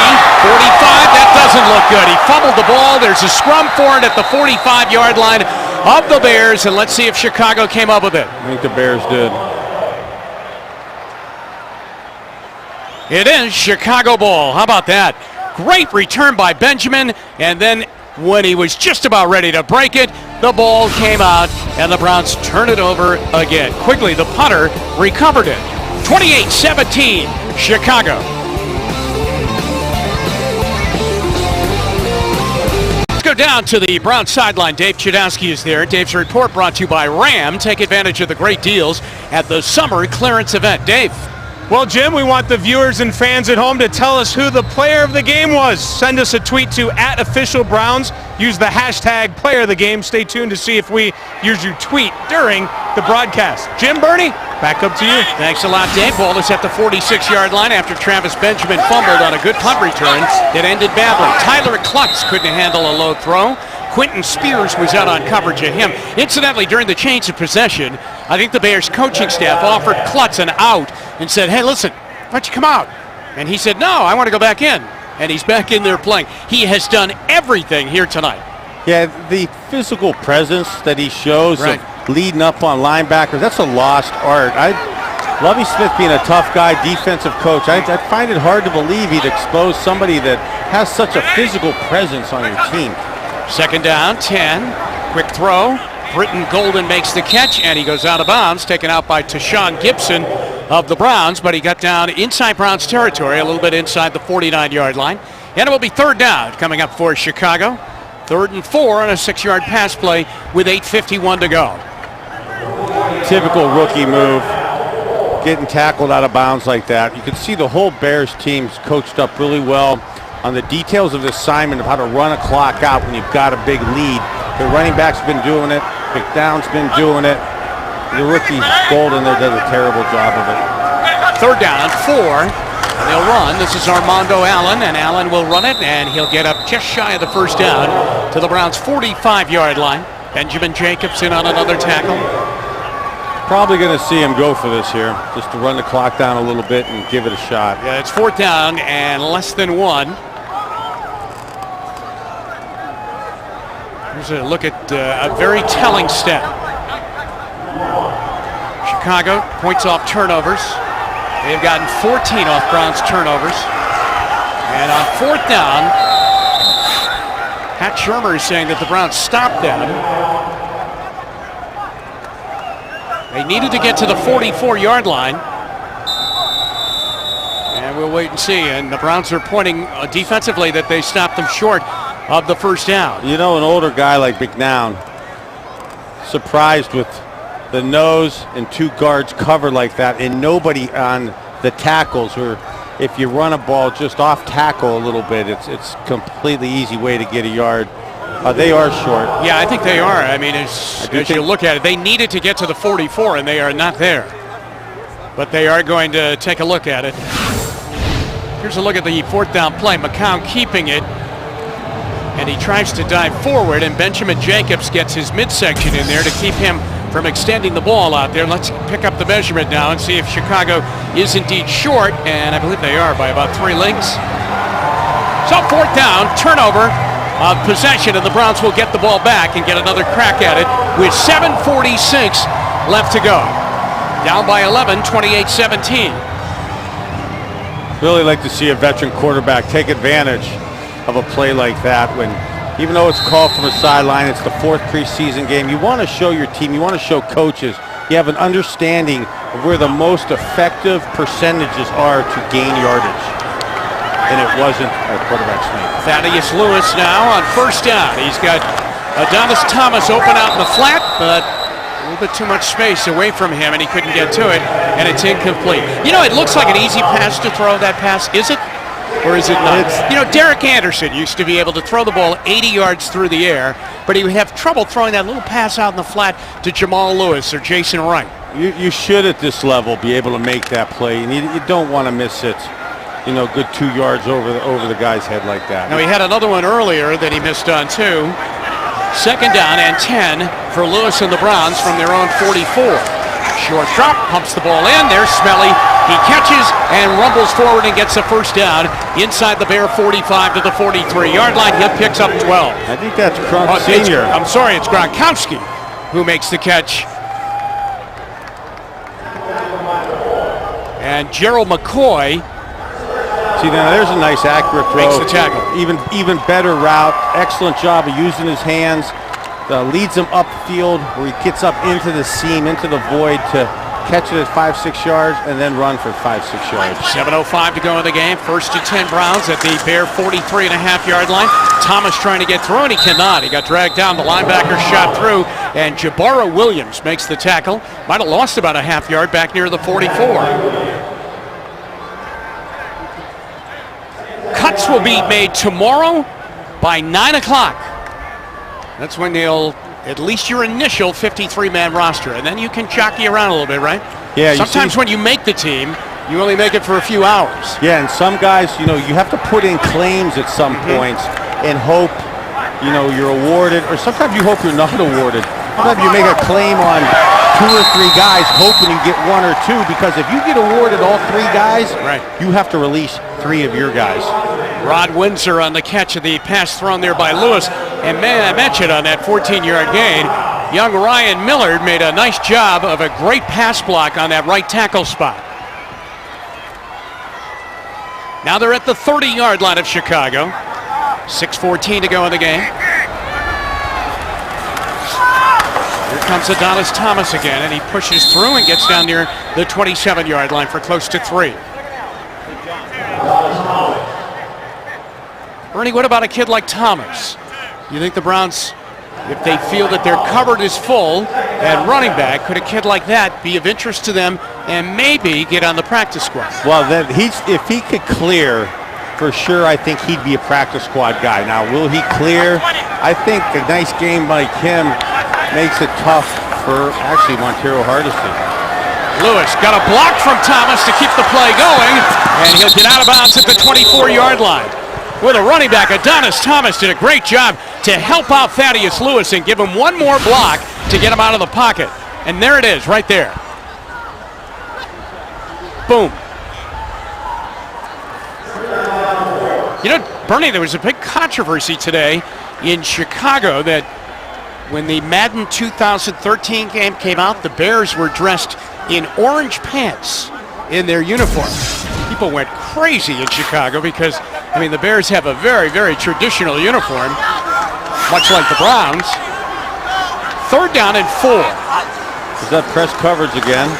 Lewis throws, tried to squeeze it in on the slant to Rod Windsor at the 15-yard line, and it was broken up. Greg McCoy broke it up. McCoy's had a good night. You may see us go for it here.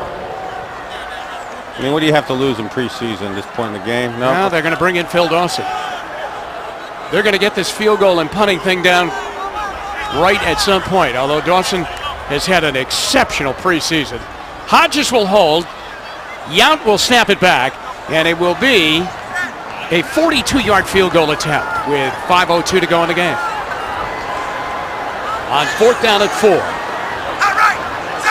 Ooh, the Bears might have jumped. Dawson into the ball, bangs it up, and the kick from 42 is good. Boy, Chicago was close to jumping, and I think Pat Shurmur thinks that they did. I mean, he was hot because the 5 yards would have given the Browns a first down. There's a lot of movement, actually, I think, on both sides of the ball there. Phil Dawson connects from 42 yards out, and with 4:58 to play now, the Bear lead is down to 8. It is 28-20.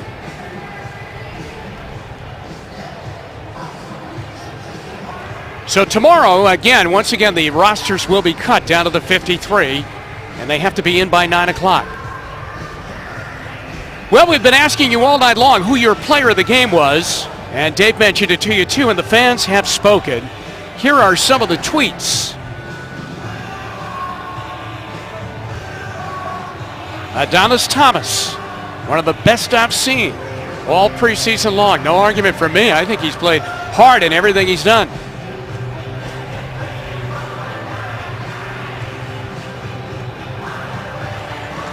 And of course, the big thing, Bernie, when they're nailing that roster down tomorrow is how far along is Trent Richardson? Absolutely. That's the million-dollar question. And again, I think you stated it earlier. I've talked about it through the preseason.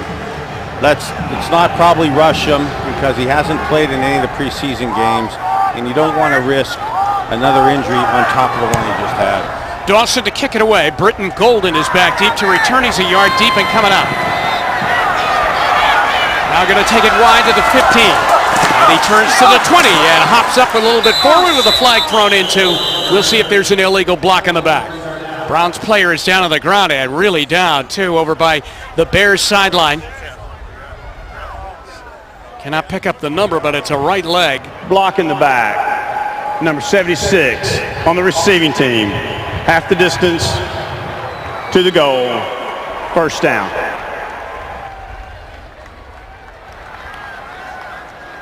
Might have been, Bernie, Benjamin Jacobs, the linebacker. It is Benjamin Jacobs, the linebacker, who got twisted up and his right leg is injured. And they're over on the Chicago bench. Or it might, the way they're massaging that calf, it's almost like it's a cramp. Yeah, almost like the helmet here hits him in the quad. Block in the back right there doesn't help him. Well, he's up and walking, and that's a good sign. He's a tough, hard-nosed football player who ended up on the active roster late in the year last year, and now he's going over to the Browns bench, and he'll wait on his fate overnight, and if he did enough to make the team. The Browns linebackers now, remember, James Michael Johnson went out earlier tonight with an oblique injury in the first half. Chris Gokong is out, still waiting on the availability of Scott Fujita for the first 3 games as he faces a suspension. And look at Chris Gokon, the original Sam strong side linebacker. Scott Fujita, a big, strong Sam outside linebacker over the tight end. James Michael Johnson was playing that spot. To have the top 3 guys potentially not there for the first game could be a little tough. Fortunately, Philly is a passing team. Armando Allen on the carry, brings it out over the 10-yard line. Second down and 8 on a gain of 2. So that is an area where the Browns are not really deep at all. In fact, they are painfully thin right now in that area. Ball is just out short of the 11-yard line. 4 minutes and 20 seconds left to go. Chicago with Josh McCown going the entire way in this ball game at quarterback for them.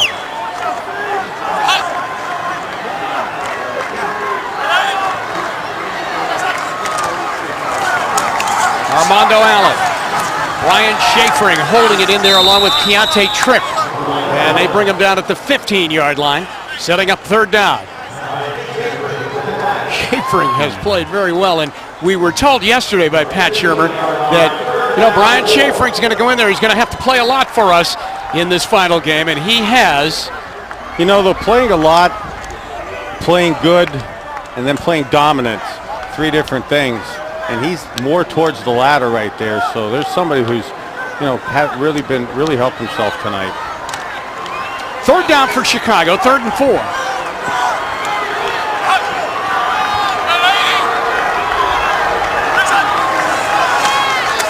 Armando Allen Oh, he's going to get the first down out over the 20. He got up to the 24-yard line, and he's finally brought down there, but they get the first down. David Sims up from a safety spot makes the tackle on a 9-yard gain, and Chicago can pretty much run this thing out now, coming up on 3 minutes to go. Yeah, doing my quick math here, they're going to be able to run one more play, then wait it down to the 2-minute warning.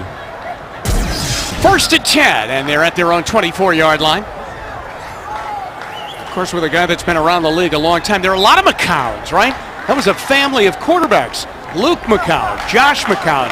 Wasn't there a Cade McCown? Cade McCown, in the first year back with the Browns in '99, was one of those quarterbacks I think that was taken by the Bears. Oh, there he goes. Armando Allen got out the back door. Dockery to beat. He weaves away from him, and Bonamosi brings him down inside the Browns' 30-yard line to the 27. Actually, that now could be the last play of the game. They're going to wait to the 2-minute warning, and bang, you could do the math. You could do 3 taking these. You know, I can't do the math. I can't do this math and say that it was a 49-yard run by Armando Allen. And how do you choose there? Lorenzo Booker or this kid, Armando Allen?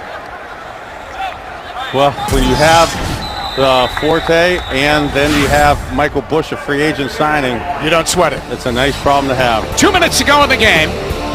Back to the stadium for the final 2 minutes with the Bears leading by 8. See, you were good luck, Maverick. Good job. Nice. Like driving a plane, he's driving them out of the park over there. From Glenbrook North High School, Jason Kipnis.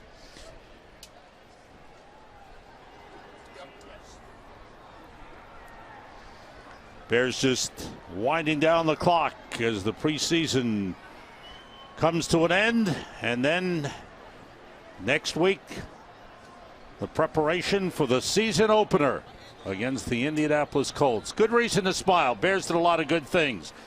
The regulars rested, and the backups got a lot of work in, and there was some good work in there by the offensive line.